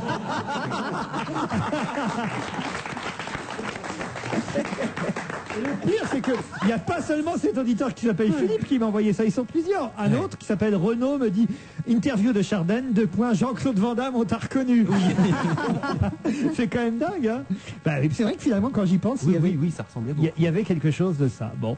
Et on va faire la différence entre ce qui existe et ce qui existe. Pourquoi y a-t-il 2 pots d'échappement sur une Lada, me demande Guillaume, parce qu'il me dit celle-là, vous ne l'avez pas racontée. Pourquoi 2 pots d'échappement sur une Lada? Pour qu'elle puisse servir de brouette aussi.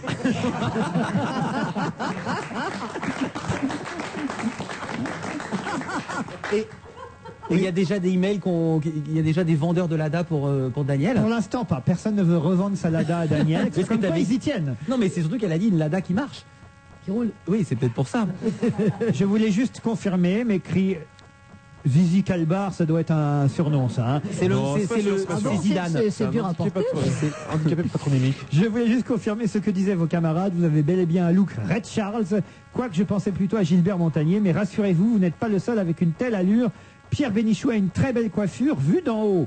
Au passage, je voulais vous faire part d'un problème au sein de notre capitale. On parle en ce moment des emplois fictifs du RPR, mais je tiens à vous signaler un autre cas d'emploi fictif chaque week-end.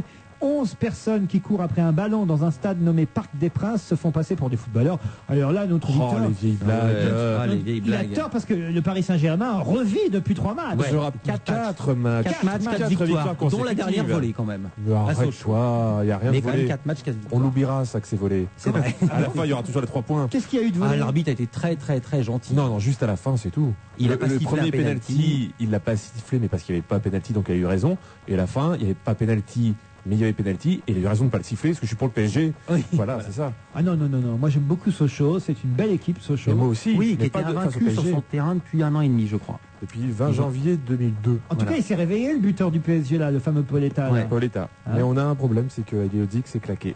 Et ça, c'est un souci. L'entraîneur boite, j'ai vu Comment ça. ça, il s'est claqué? C'est Il a ça. fait quoi? C'est-à-dire qu'il a voulu faire le malin, à l'entraînement, il a fait une talonnade et hop, claqué. Ça n'arriverait pas à Giroud, ça. Oui. Il a fait une quoi? Une talonnade. Une talonnade. Oui. C'est comme la piperade, tu vois. tu prends, au lieu de mettre tes poireaux, tes poivrons, tes olives et tes tomates, tu mets des talons, tu mets des hauts talons pour la faire, tu mets des semelles, et c'est comme ça que tu la manges. Tout à l'heure, on parlait de Boris Vian qui faisait les cabarets rive gauche, vous me dites, Pierre? Non, il a jamais fait les cabarets rive gauche. Trois Baudets, il chantait aux Trois Baudets, c'est Canetti. C'est boulevard de Clichy.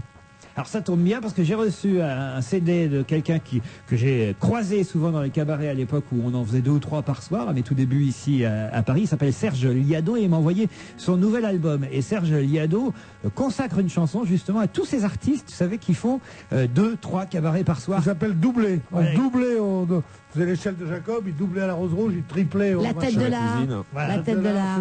J'ai fait ça, je passais au caveau de la République, je filais au Don Camillo, je revenais au Don Camillo rive droite parce qu'il y avait un Donca à rive gauche, un Donca à rive droite à l'époque, et on passait... Et si on était très peu payé, comme c'était, quand on prenait un taxi, ça gâchait tout. Ouais, enfin, c'était pas mal payé, moi, au moment où je suis arrivé déjà, quand même, je tiens à le dire. Mais enfin, c'est comme ça, d'ailleurs, que tous ces artistes vivent. Et il l'explique très bien dans une chanson dédiée à tous ces artistes de cabaret qui en font parfois 2 ou 3 par soir. Écoutez Serge Liado.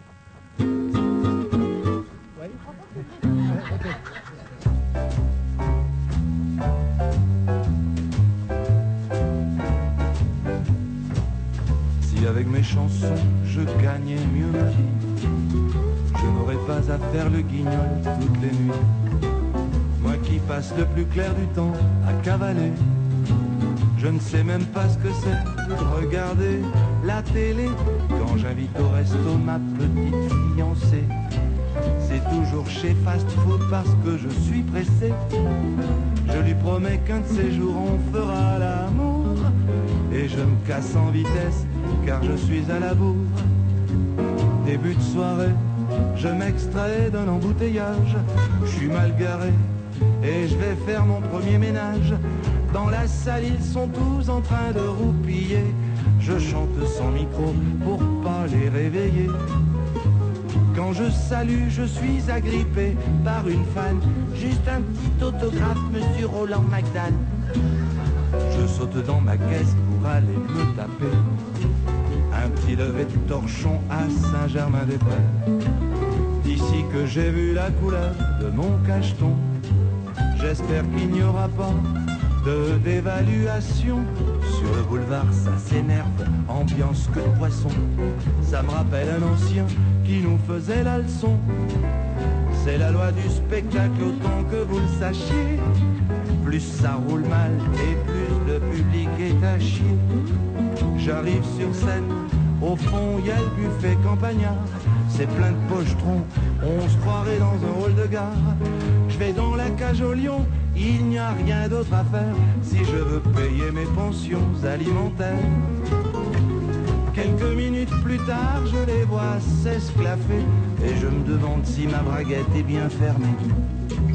Entre eux et moi, c'est un affreux malentendu. Je ne leur plais pas et ils ne me plaisent pas non plus.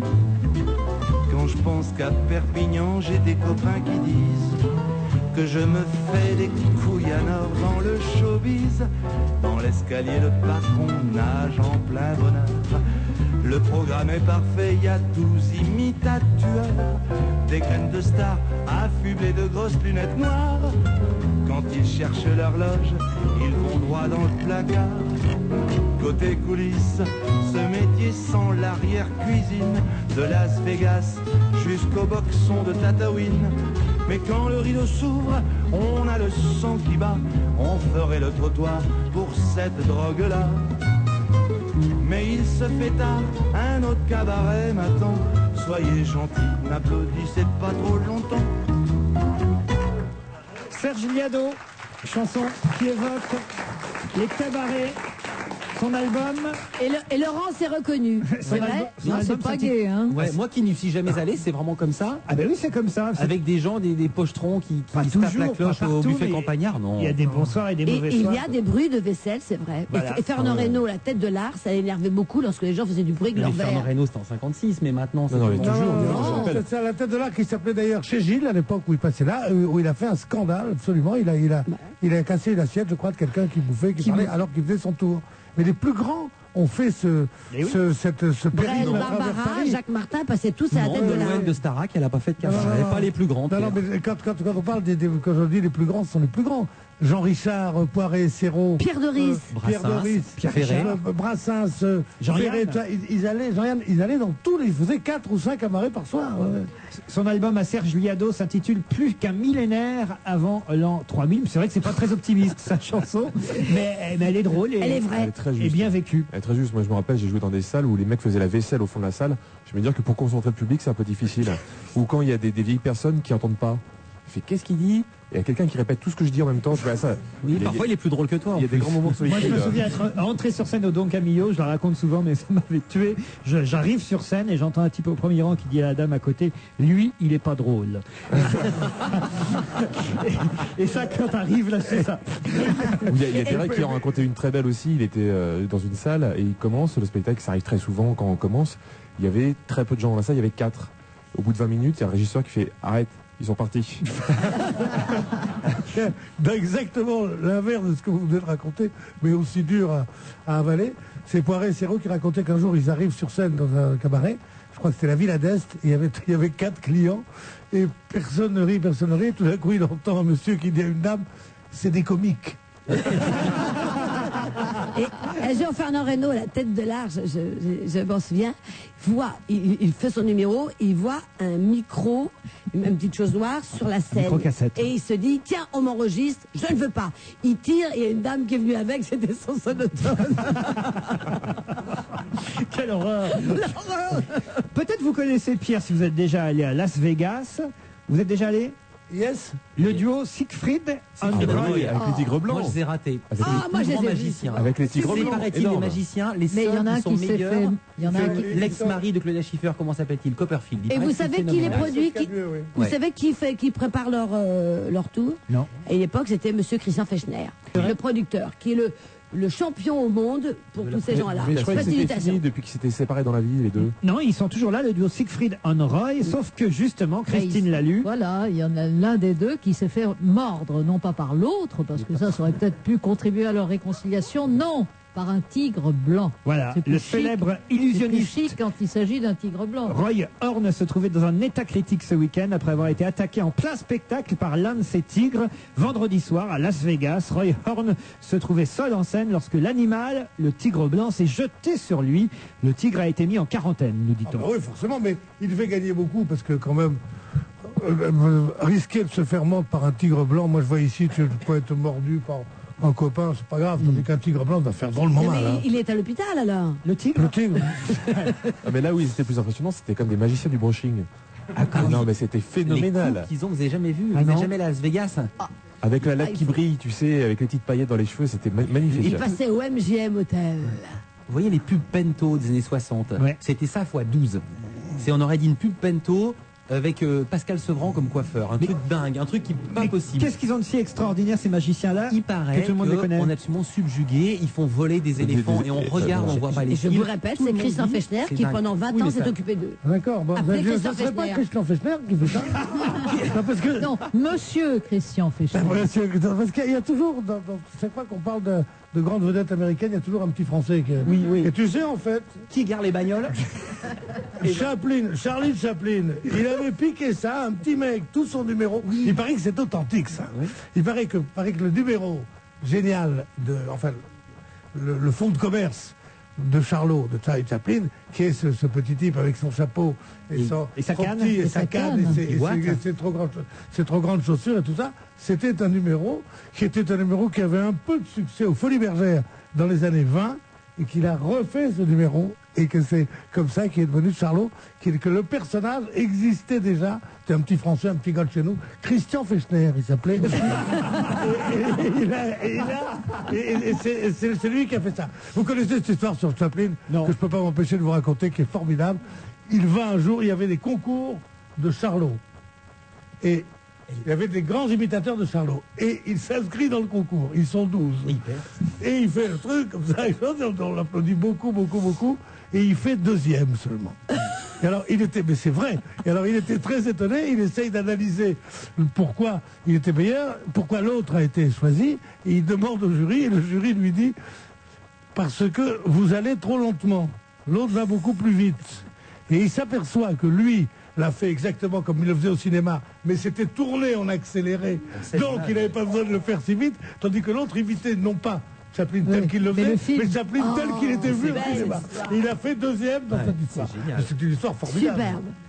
Ça alors. Et le petit mec, c'était qui Fechner aussi. C'était Christophe Fechner.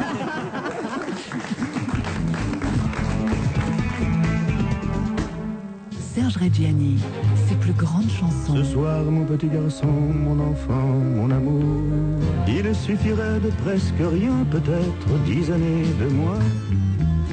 La femme qui est dans Succès et confidence, un double CD exceptionnel, un disque Polydor. Les Échos. Consommation. En France, 15 millions de paires de baskets ont été vendues en 2003. Économie. Dans les pays du tiers-monde, l'industrie de la confection emploie 3 millions d'enfants de moins de 16 ans. On comprend mieux le monde à travers l'économie. Les Échos évoluent, lisez Les Échos. Les gars, 40 000 vendeurs ont besoin de nos produits en Asie d'ici la fin de la semaine. Jonathan, vous n'avez pas besoin de vous en occuper. Ok, vous pouvez compter sur moi. Mike, vous n'avez pas à vous occuper du transport des marchandises. C'est comme si c'était pas fait. Peter, vous n'avez pas à vous occuper du dédouanement. Ok.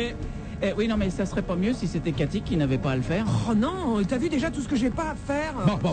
Est-ce que tout le monde a bien compris ce qu'il n'a pas à faire? Moi j'ai compris. Avec DHL, tout devient plus simple. Pour en savoir plus, dhl.fr. DHL, we move the world. Nous faisons avancer le monde. Aujourd'hui, chez Auchan, retrouvons encore un fan de promo, Gros Minet. Sapristi, son fils Zéphine fait une fin d'énorme minet. Ah oui, je pourrais manger comme 2, 3, 5. Mais ça tombe bien, aujourd'hui chez Auchan, une bonne choucroute pour 5, soit 2 kilos de choucroute à miotte, ne coûte que 10 €. Alors vite la choucroute, sinon c'est vous que je vais manger. Fan de promo, tous chez Auchan, jusqu'au 31 octobre. La vie, la vraie. Auchan.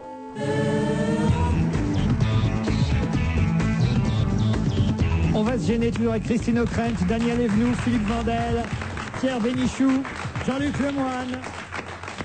Quelques emails pour vous rassurer, mon cher Jean-Luc. Gwenaël qui m'écrit « Non, Jean-Luc, t'es pas tout seul, on sait que t'existes. Une preuve qui c'est qui s'est fait refaire les dents? Tiens, toi, vous êtes fait refaire les dents, Jean-Luc? Pas du tout. C'est quoi cette Les gens sont terribles. Pourriez-vous vérifier si Jean-Luc Lemoine est bien vivant? En effet, on ne l'entend pas. Bah si, on vient de l'entendre là, à l'instant. Il a du chagrin là, Jean-Luc Lemoine. Oui, je suis Montre tes dents. Ah, il faudrait qu'il les refasse peut-être. C'est pas vrai, je ne le pense pas. Oh, non, je pense que je suis... vous avez réclamé des emails, et vous avez réclamé des emails, vous en avez maintenant, hein, c'est bien la peine. Finalement, abstenez-vous. Hein. Tout d'abord, il serait bon que l'on puisse voir sur la webcam Madame O'Krent de face. Chaque fois, nous l'avons de dos avec vue sur sa tête et sur son pull, col roulé, aussi beau que ceux de Madame Sinclair, me dit Pascal. Non, oui, mais c'est uni. Oui, mais devant. Et c'est pas du mohair. C'est vrai? Ah non, ça me fait rire. Oui, c'est du gris uni. Mes hommages à Madame Christine et à Monsieur Pierre. J'ignore qui est Madame Evenou. Peut-être du fait que je suis rentré en France le mois dernier après 4 ans en Belgique. Il a raison, c'est une toute jeune. C'est normal qu'ils ne la connaissent pas. Et en Belgique, ils n'ont pas la radio ni la télévision? Bah non, mais vous n'êtes peut-être pas connu en Belgique. Mais je le crois, mon cher. Ma chère Danielle, c'est possible. Hein. Voilà. Alors, explique-moi ce que c'est que la webcam. La webcam. La web, pas la web. Expliquez, il n'y a pas que moi qui ne sais pas, qui ne comprend pas. Si, il n'y a que toi. Humide? Non, la webcam, c'est une caméra humide, mais là, c'est une webcam. C'est une caméra qui diffuse sur le web, Internet, les images en direct de ce que nous sommes en train de faire. Ok, j'ai compris. Voilà. Pas du tout. Il faut que tu fasses un sourire en permanence. Mais où est la caméra? Là. Ah! C'est le petit œil noir que tu vois. Je vais me voir. Allez-y, faites un geste, tu vois, pour la caméra. Coucou! Voilà. Et Christine O'Krent pensait qu'elle était au milieu de la table, c'est pour ça qu'elle regarde au milieu.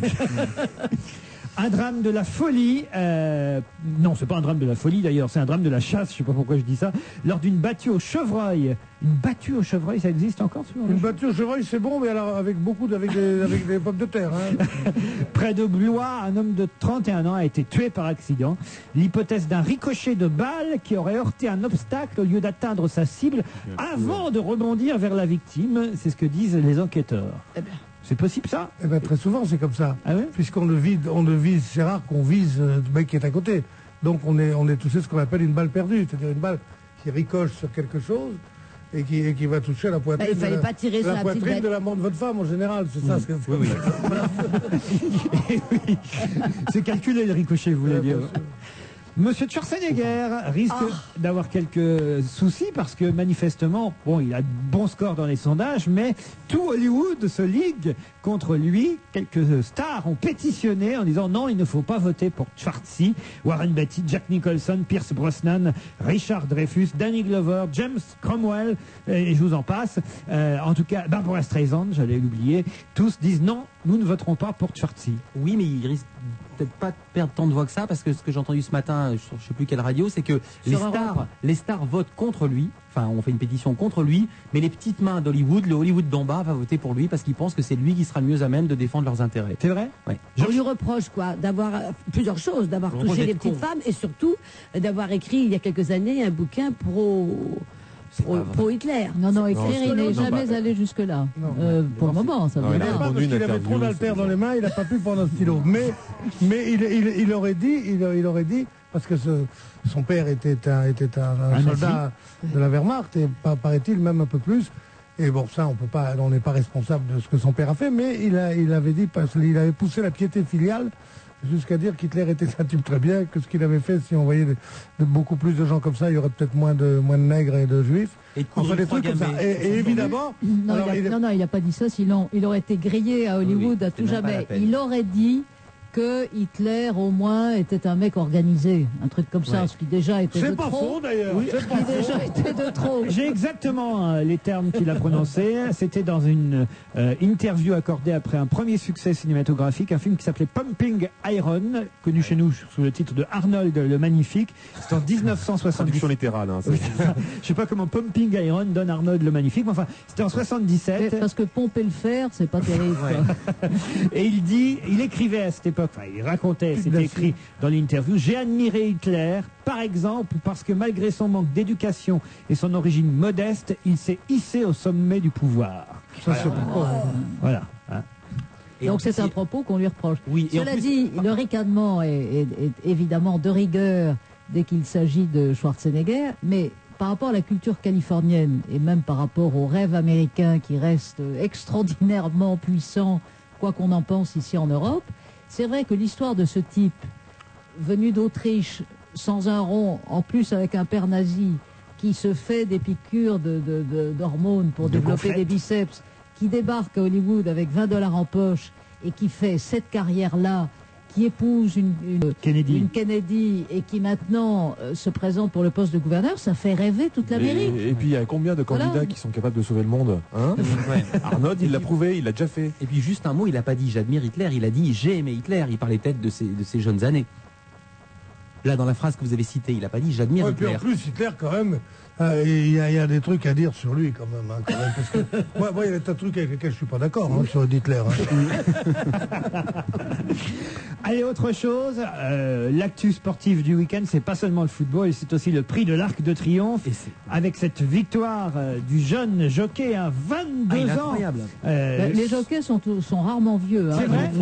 Non, faux. Yves Saint-Martin. Ils sont rarement vieux. Yves Saint-Martin, il avait quel âge? Freddy Head sur la fin, il était pas... Sur la fin, oui, il a été jeune, même Freddy Head a été jeune. De la fin. Il gagne rarement. Pardon de m'avoir contredit, ma chère Christine, mais pardon de contredire votre contradiction. Il est rare qu'un jeune de 22 ans gagne le Grand Prix de l'Arc de Triomphe. Mais il est belge, je vous signale. Il est belge, c'est vrai. Et voilà. 2 fois plus de mérite. Christophe Soumillon. Alors, je vous ai donné à chacun un papier, un article de journal, la presse du jour, pour voir un peu ce qu'on apprend en fonction des titres des quotidiens. Et j'ai confié à Christine. Tenez, puisque vous avez pris la parole, ma chère Christine, lisez-nous ce que vous avez découvert dans le Parisien. Alors, j'ai découvert dans le Parisien, sous la plume de Clotilde François, que je ne connais pas et qui est certainement promise à un grand avenir, un article dont l'écriture me laisse légèrement rêveuse, mais c'est vrai qu'il y a l'essentiel des infos, c'est-à-dire qu'en gros, on comprend qu'il a gagné. Donc il était premier, voilà. C'est quand même ce qu'on avait envie de savoir, que le cheval était favori et que le jockey est jeune. Voilà, star mondial à 22 ans. Mais il y a quelques formules qui donnent à réfléchir. Par exemple, l'attaque du papier, c'est « Le sport est rarement l'ami de certitude ». Hein, voilà, Oui. c'est pas mal. Et alors, il y a aussi cette phrase-ci que je trouve admirable. L'avenir de ce crack, donc ça il s'agit du cheval, hein, Oui. l'avenir de ce crack réside dans la réflexion de son propriétaire. Oui, au cas où c'est le cheval qui décide tout seul de ce qu'il va Voilà. faire l'année d'après. Non, alors encore une fois, je ne veux pas me moquer de Votre Clotilde consoeur. François. On comprend qu'en gros il a gagné Ouais. et que l'entraîneur qui ne mâchait pas ses mots, ce qui est quand même une expression formidable, pur sang exceptionnel, grande confiance. Non, moi j'ai regretté de ne pas avoir eu à lire le papier de quelqu'un que j'admire beaucoup, qui est le chroniqueur hippique de Libération, qui s'appelle Homéric, et qui est formidable, et qui en particulier... Il a même un grand prix à son nom, le Grand Prix d'Homéric, qui est à... Non mais Homéric, pour tous ceux qui nous écoutent et qui aiment les chevaux, Homéric est un formidable écrivain sur les chevaux, et en particulier il y avait un petit cheval d'obstacle qui hélas est mort, qui s'appelait Japlou, et sur lequel Homéric a fait des papiers à pleurer. Alors c'est justement le papier de Libé signé Homéric. C'est Non, il n'est pas signé Homéric. Ah bah c'est forcément. Si, il est signé Homéric. C'est forcément Ah lui. bah c'est pas écrit. Daniel Evenou. Mais en général, c'est en bas à droite. Elle est très moqueuse. Elle est très, Pour très la moqueuse. journaliste de Non, eh ben, il n'y a pas de droit. Non, c'est une petite chronique. Je suis content parce qu'elle est quand même beaucoup plus méchante que moi. Mais non, mais c'est Non, signé il y a pas de Homéric, je l'ai lu ce signature. matin, Non, le c'est- papier. Non, mais j'ai appris des choses quand même. Ça n'empêche pas, attendez, il y a un blanc, faut pas le... Moi, je vais couper Alors, le moi, blanc je vais en vous dire disant, ce que j'ai Mais appris. enfin, ça m'étonne qu'il y ait encore des gens qui découvrent l'Homéric parce que c'est le plus grand chroniqueur hippique depuis très longtemps. Oui, moi, C'est un ancien jockey. Daniel, on vous a donné un papier ce matin. Non, je ne l'ai pas eu ce matin. D'abord, ce matin, je dormais. Oui. Et je tiens à vous dire que le papier que j'ai lu là, qui s'appelle Le Triomphe de Dalakani, j'ai appris certaines choses. Alors allez-y. J'ai appris d'abord que l'Agacan était toujours... Vivant. bref, ils sont Agacan de père en fils, Ah non oui, bien sûr. Ah, je ne savais pas. C'est très rare qu'il ne soit pas... On en est, je crois, à Gacan 4. il me Et semble. j'ai appris qu'il y avait un lièvre, qu'il fallait que le cheval suive un lièvre. Mais non, c'est une façon de parler. Oui, j'ai compris, mais sur le moment, le mutuel, ils ont mis un petit lapin devant. Ça se fait dans les courses de chiens. Oui, oui, alors donc j'ai compris Le qu'il y lévrier. avait un truc. Donc, il y a un cheval que l'on met sur la piste avant, comme pour les cyclistes, quoi, pour entraîner le cheval, et à un certain moment, le cheval se met sur le côté, c'est ce qu'on appelle le lièvre. Pas tout à fait. Ah, alors j'ai pas compris Libération. C'est ça? Attendez. Non, mais pas avant. Pas Il a avant, été bien servi à l'ultime ligne droite par Diapour, ce pauvre vieux. C'est un cheval. Le cheval de jeu, le lièvre. Voilà, donc il y a un Non, non, mais cheval c'est pas ça, mais qui il y a s'est des chevaux qui dévoué. partent tous ensemble, et il y en a un, il sait qu'il finira pas la course, donc il donne tout dès le début, c'est ça qui est considéré comme un lièvre. Mais Mais sa c'est seule pas- chance, c'est tout donner sur le début, en espérant que les autres le laissent prendre assez d'avance pour qu'il n'arrive pas à remonter en faisant une erreur tactique. D'accord, mais moi je vous m'excuser. Moi, monsieur Ruquier me demande de savoir ce que j'ai appris dans Libération aujourd'hui, ben, je vous le dis. Qu'il y avait un lièvre. Ça, c'est le moins qu'on puisse dire. Moi, je vais dire un mot Vandel. juste pour corroborer ce que disait Christine. Elle disait que les gens qui aiment le cheval adoraient Homéric, et même moi qui n'aimais pas le cheval, je lisais les papiers d'Homéric, Et sans oui. rien comprendre à ce que je lisais. Parce Mais qu'il y pourquoi avait tu du parles à style. l'imparfait? Parce que j'ai l'impression que je le lis beaucoup moins dans Libé. Et alors, sauf le Libé il y a d'aujourd'hui. Michel Et qu'il est Maurice. toujours pas signé. même Michel depuis tout à Maurice, l'heure. pardonnez-moi, dans le Figaro, je vous lis juste son entame parce que c'est de la poésie, on ne comprend absolument pas quel rapport avec une course, je vous le lis. L'ange ou la bête, éternel combat entre l'idée pure et la brutale réalité. Du plus loin qu'on l'observait, l'Arc de Triomphe 2003 se dessinait comme une limpide épure, avec son Dalakani cristallin accrochant et renvoyant la moindre lueur pour attirer sur lui tous les regards. Et voilà que, à la veille du grand jour, le bruit et la fureur s'invitaient à la fête et venaient menacer la tranquille harmonie de nos douces certitudes. Waouh, c'est beau. Waouh. Ça, c'est un papier sur le tiercé quand même. C'est le Figaro, ça. Ah ouais, ça change de Paris. Le quintet même. Ouais. Le quintet. Le moine, vous Dans François, c'est un peu pareil, c'est-à-dire que je sais pas pourquoi, mais quand c'est l'Arc de Triomphe, là, les gens, les journalistes deviennent lyriques, donc ils se laissent emporter. Donc là, c'est l'hystérie s'empare du public qui hurle son bonheur de voir le grand favori s'imposer. Christophe Soumillon laisse tomber le masque, ses larmes, sa sensibilité, sa jeunesse émeuvent le public. Puis ça continue, ça continue. Donc c'est vrai qu'on on est loin de Bilto là quand même. Hein. On est. Ouais. Et Ouais, Bilto, ça aurait été 5-8 placé, 4-2. voilà, 4. c'est ça. Mais il y a des photos dans François et on voit Isabelle Adjani à côté de Madame Christophe Chirac aussi. Soumillon. Ouais. Voilà. Et Christophe Et là, on Soumillon. s'aperçoit que c'est un vrai jockey. Il est tout petit. Et c'est ça qui est marrant parce Mais que. c'est pas quand- Madame Chirac qui a fait la course, là. c'est- Non, du tout, du tout. Mais c'est ça qui est marrant que les jockeys sont tellement petits que quand ils courent, on a l'impression que les lui est chevaux très sont des grand. sacs à dos. Il est Lui grand est pour un très jockey. grand. justement. Ah bah dis donc, par rapport à Isabelle Adjani, je crois pas qu'elle soit géante, Isabelle Adjani. Non, mais elle a un chapeau. Oh, mais quand même. Et une taille jockey en tout cas. Pierre Bénichou dans l'Humanité. Ah bah, dans l'Humanité, c'est le contraire du lyrisme que mes amis ont si bien découvert dans les articles des confrères. Là, c'est une dépêche d'AFP, mais vraiment complètement, j'ai l'impression que c'est écrit par un gendarme. Le grandissime favori s'est imposé hier après-midi à Longchamp, lors de la 82e édition du Prix de l'Arc de Triomphe. Considéré comme le championnat du monde des pur sang, les 13 meilleurs représentants étaient au départ des 2400 mètres, avec une dotation totale d'1,6 million d'euros, dont un peu plus de 910 000 aux vainqueurs. L'épreuve menée poulain de 3 ans et chevaux de 4 ans. D'Alec Cani, monté par le Belge Christophe Soubillon, 22 ans à la droite, succède à l'Anglais Marian Var. Depuis que la victoire de Montjeu en 1999, aucun cheval français n'avait gagné la course. Combinaison gagnante 8, 1, 4, 10, 5. Voilà ce que c'est que le papier. C'est la dernière phrase. C'est une erreur totale de faire ça dans l'Humanité, parce que comme c'est la Gacan qui a gagné, il dit ça ne doit intéresser que les riches. Donc c'est pas notre public. Faux, car tout le public populaire sont ceux qui s'intéressent le plus aux courses. Oui. Et dans le temps, dans l'humain, il y avait un excellent chroniqueur, et dans tous les journaux populaires, il y avait des chroniqueurs très bons, bien sûr. La course, c'est pour les petits mecs. On pense pas qu'au pesage, il faut penser à la pelouse aussi. Les mecs qui arrivent et qui disent « ça va toi ?» Il dit « arrête, j'ai pas vu la tête du caissier depuis 15 jours. » Voilà.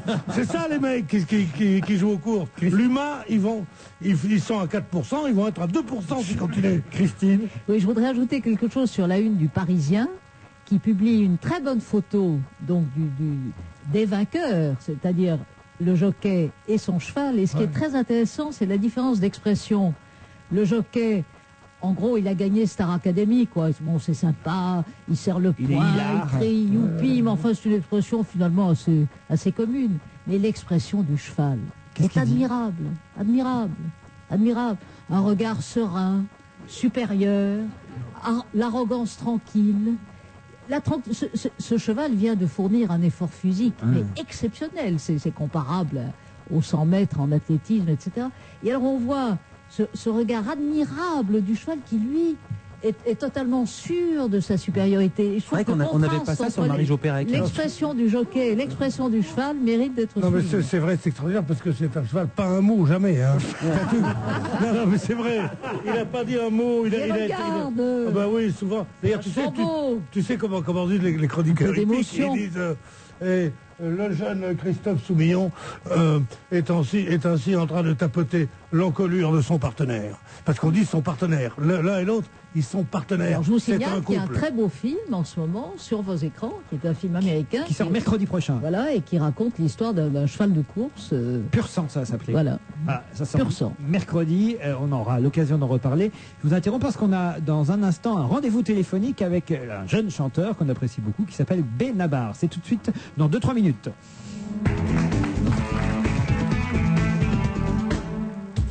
Bientôt les vacances, c'est l'occasion rêvée d'aller au parc Disneyland ou au parc Walt Disney Studios.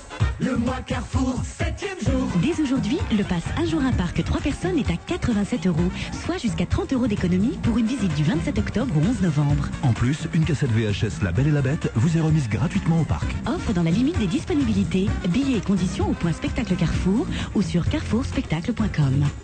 Plus que jamais avec Carrefour, je positive. Mais attention, le mois Carrefour, ça ne dure que 30 jours. Pur sang, la légende de Seabiscuit. Il était trop petit, imprévisible. Pourtant, 3 hommes vont croire en ce cheval hors du commun, lui rendre le goût de la victoire et faire de lui l'idole de tout un peuple. Tobey Maguire, Jeff Bridges, Chris Cooper, Pur sang, la légende de Seabiscuit.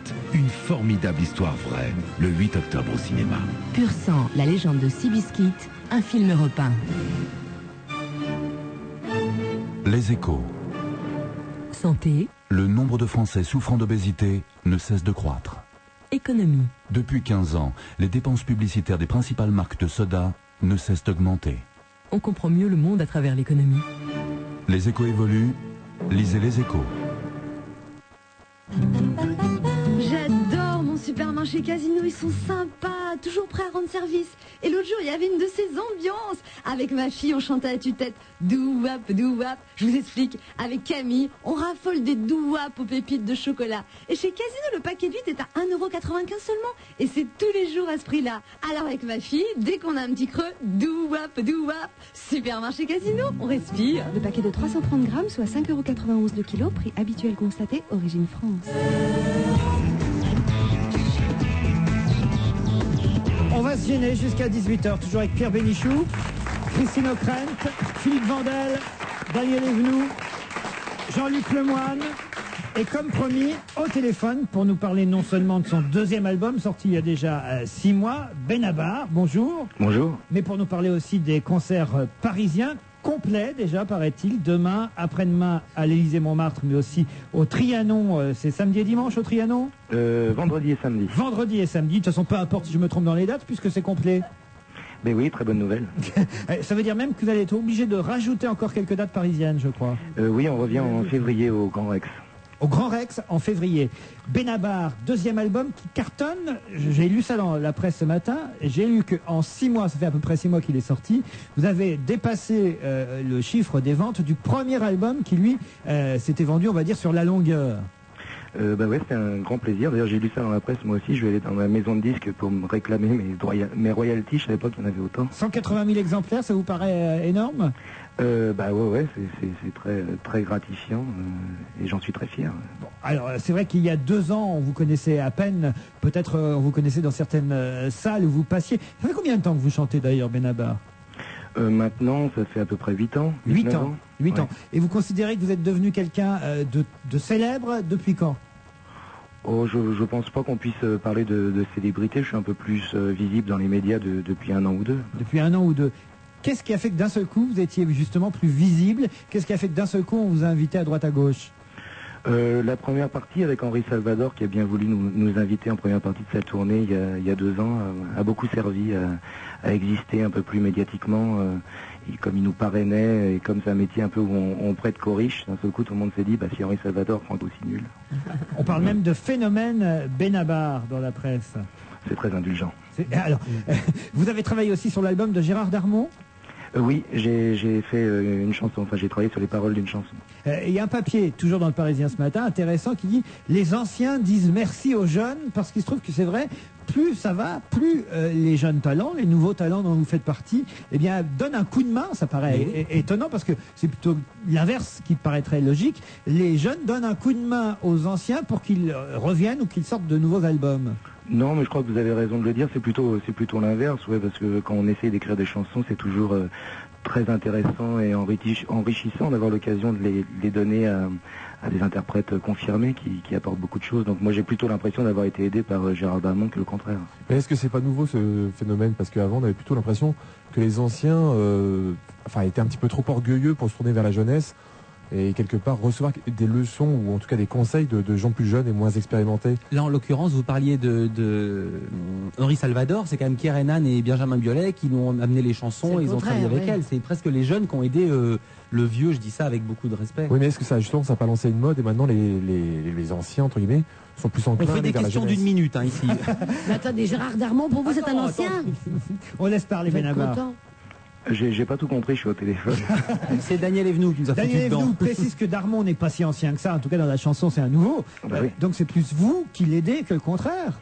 Oh bah c'est très gentil, mais je ne crois pas que ce soit du tout vrai. Non, c'est au contraire, ce genre de personnes permettent un peu de crédibiliser notre travail. Et puis au-delà de ça, c'est surtout intéressant de pouvoir collaborer avec quelqu'un qui a une démarche sincère et honnête, d'après ce que j'ai pu voir, comme Gérard Darmon. Keren Anne, c'est vrai pour Salvador, ainsi que Benjamin Biolay. Je crois aussi que Biolay a participé au dernier Stéphane Eicher. Il en a écrit un aussi pour Julien Clerc, pour Valérie Lagrange aussi. C'est aussi, je crois, un futur collaborateur de l'album de Juliette Gréco. Vous aussi, vous êtes contacté comme ça par des artistes plus anciens, on va dire ? Assez peu, mais c'est aussi pour des raisons d'emploi du temps, comme je tourne beaucoup, mais en même temps, je ne suis pas convaincu d'avoir les compétences pour pouvoir écrire correctement pour d'autres personnes, enfin pour beaucoup de gens. Bon, je crois vraiment un talent et une compétence particulière ce que fait très bien Benjamin Biolay d'ailleurs, mais c'est un exercice assez dur. J'aimerais bien le faire, mais je suis pas sûr de... Pour parler de ça, pour faire la comparaison, ce que vous avez de plus que Biolay, c'est pas pour rien retirer à son mérite, c'est il y a de l'humour, donc ça peut être dit presque que par vous. C'est quand même très rigolo de vous entendre. C'est gentil, j'essaye en tout cas, oui, d'avoir un peu de légèreté, un peu de recul dans les paroles. En tout cas, je comprends quand vous me dites que vous avez un emploi du temps qui vous permet pas forcément de travailler pour les autres, parce que j'ai la liste des dates que vous allez faire là dans les jours qui viennent, c'est assez impressionnant. Oui, mais dans la journée, il a du temps. Vous pouvez nous en dire quelques-unes? Pierre Bénichou déteste que je donne les dates. Mais pas du tout. Mais je vais le faire, parce que là, il y a Paris, donc on l'a dit cette semaine, d'abord l'Élysée-Montmartre, ensuite le Trianon, mais c'est complet, cherchez pas. En revanche, ensuite, il y a Nancy le 13 octobre, Bastia le 15, Lyon le 16, le 17, Chambéry le 18, c'est tous les jours, le 18, Mont-Soleil-Mines. Bon, là, petite pause jusqu'au 21 octobre, 3 jours plus tard, Nantes, vous y restez à Nantes, vous faites 2 salles différentes manifestement. 23 octobre, Le Mans, 24, Saint-Brieuc, 25, Quimper, 29, 3, 12 novembre, vous avez une petite pause quand même pour le 1er novembre. 12 novembre, Tours, ensuite Bordeaux le 13, Blagnac le 14, Poitiers le 15, Grenoble le 19, Montpellier le 20, Perpignan, Niort, vous allez être claqué à la fin. Ils vont vous tuer. Vous avez une carte kiwi?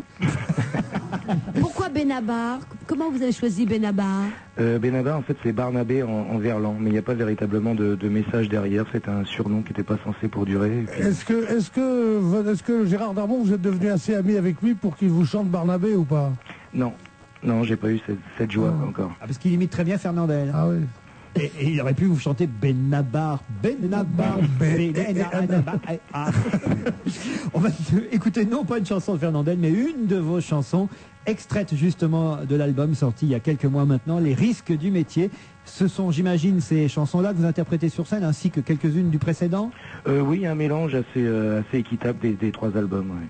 Alors écoutons Je suis de Celle, une chanson extraite du dernier album de Benabar, Les risques du métier, c'est le titre de l'album. Merci Benabar. Merci beaucoup à vous. Je suis de Celle, dernier single. Au revoir. L'album s'appelle Les risques du métier, il est en tournée à travers la France. Je vais pas redonner les dates, hein, Pierre. Oh si. Il fait Mont-Soleil-Mines, c'est quand? Mais vous avez aimé, hein? Ah, moi j'ai beaucoup aimé. Vous qui êtes souvent critique avec les jeunes chanteurs? Non, pas du tout, parce que moi j'aime beaucoup cette chanson-là, et on me dit que je suis passéiste parce que j'aime beaucoup ce genre de chanson, et je trouve que justement c'est un renouvellement dans ce que ce genre de chanson avait de meilleur. Est-ce que vous avez des références de chanteurs? Il est parti là. Mon cher Benabar, revenez le plus vite possible que je vous pose un peu des questions. Il est chez Christian Fechner? Ouais. Il est bouffé par un lion. Non, je regrette de ne pas lui avoir dit ça, c'est qu'il y a son portrait aujourd'hui en 4e de couve de Libé, et il dit quand même un truc, faut oser parce qu'il est un peu l'idole des bobos. Il dit, je préfère Télépoche aux Inrecuptibles, j'en ai marre de ce discours débile sur la chanson commerciale. Le but, c'est quand même de faire des chansons qui parlent à un maximum de gens. Je trouve que c'est vrai, je trouve qu'il a raison, et je trouve qu'il a des couilles de le dire. C'est bien, c'est rare ce discours. Il a des couilles de le dire et de ne pas le faire, surtout. Enfin, ce qui est bien, c'est qu'il chante. Benabar, il faut acheter les autres albums parce qu'ils étaient déjà très bien. Parfait. Notamment un morceau qui s'appelle Majorette qui est magnifique. Pourquoi les arrêts maladie? Ce titre du Parisien ce matin vous a peut-être interpellé. C'est que face au trou de la Sécu, on s'interroge quelles en sont les raisons. Et on dit qu'il y aurait des abus chez les Français côté arrêt de travail. On dit que les chiffres vraiment sont en grosse augmentation. On dit même qu'en 2 ans, les arrêts longue maladie octroyés aux 55-59 ans ont bondi de 24%. Alors on a des exemples dans cet article assez incroyable. On nous dit que pendant les vacances, les mamans se font parfois porter pâle pour rester auprès de leurs enfants. On nous dit qu'en Seine-Saint-Denis, au moment de Roland-Garros, il y a bizarrement une progression de 25% des arrêts de travail.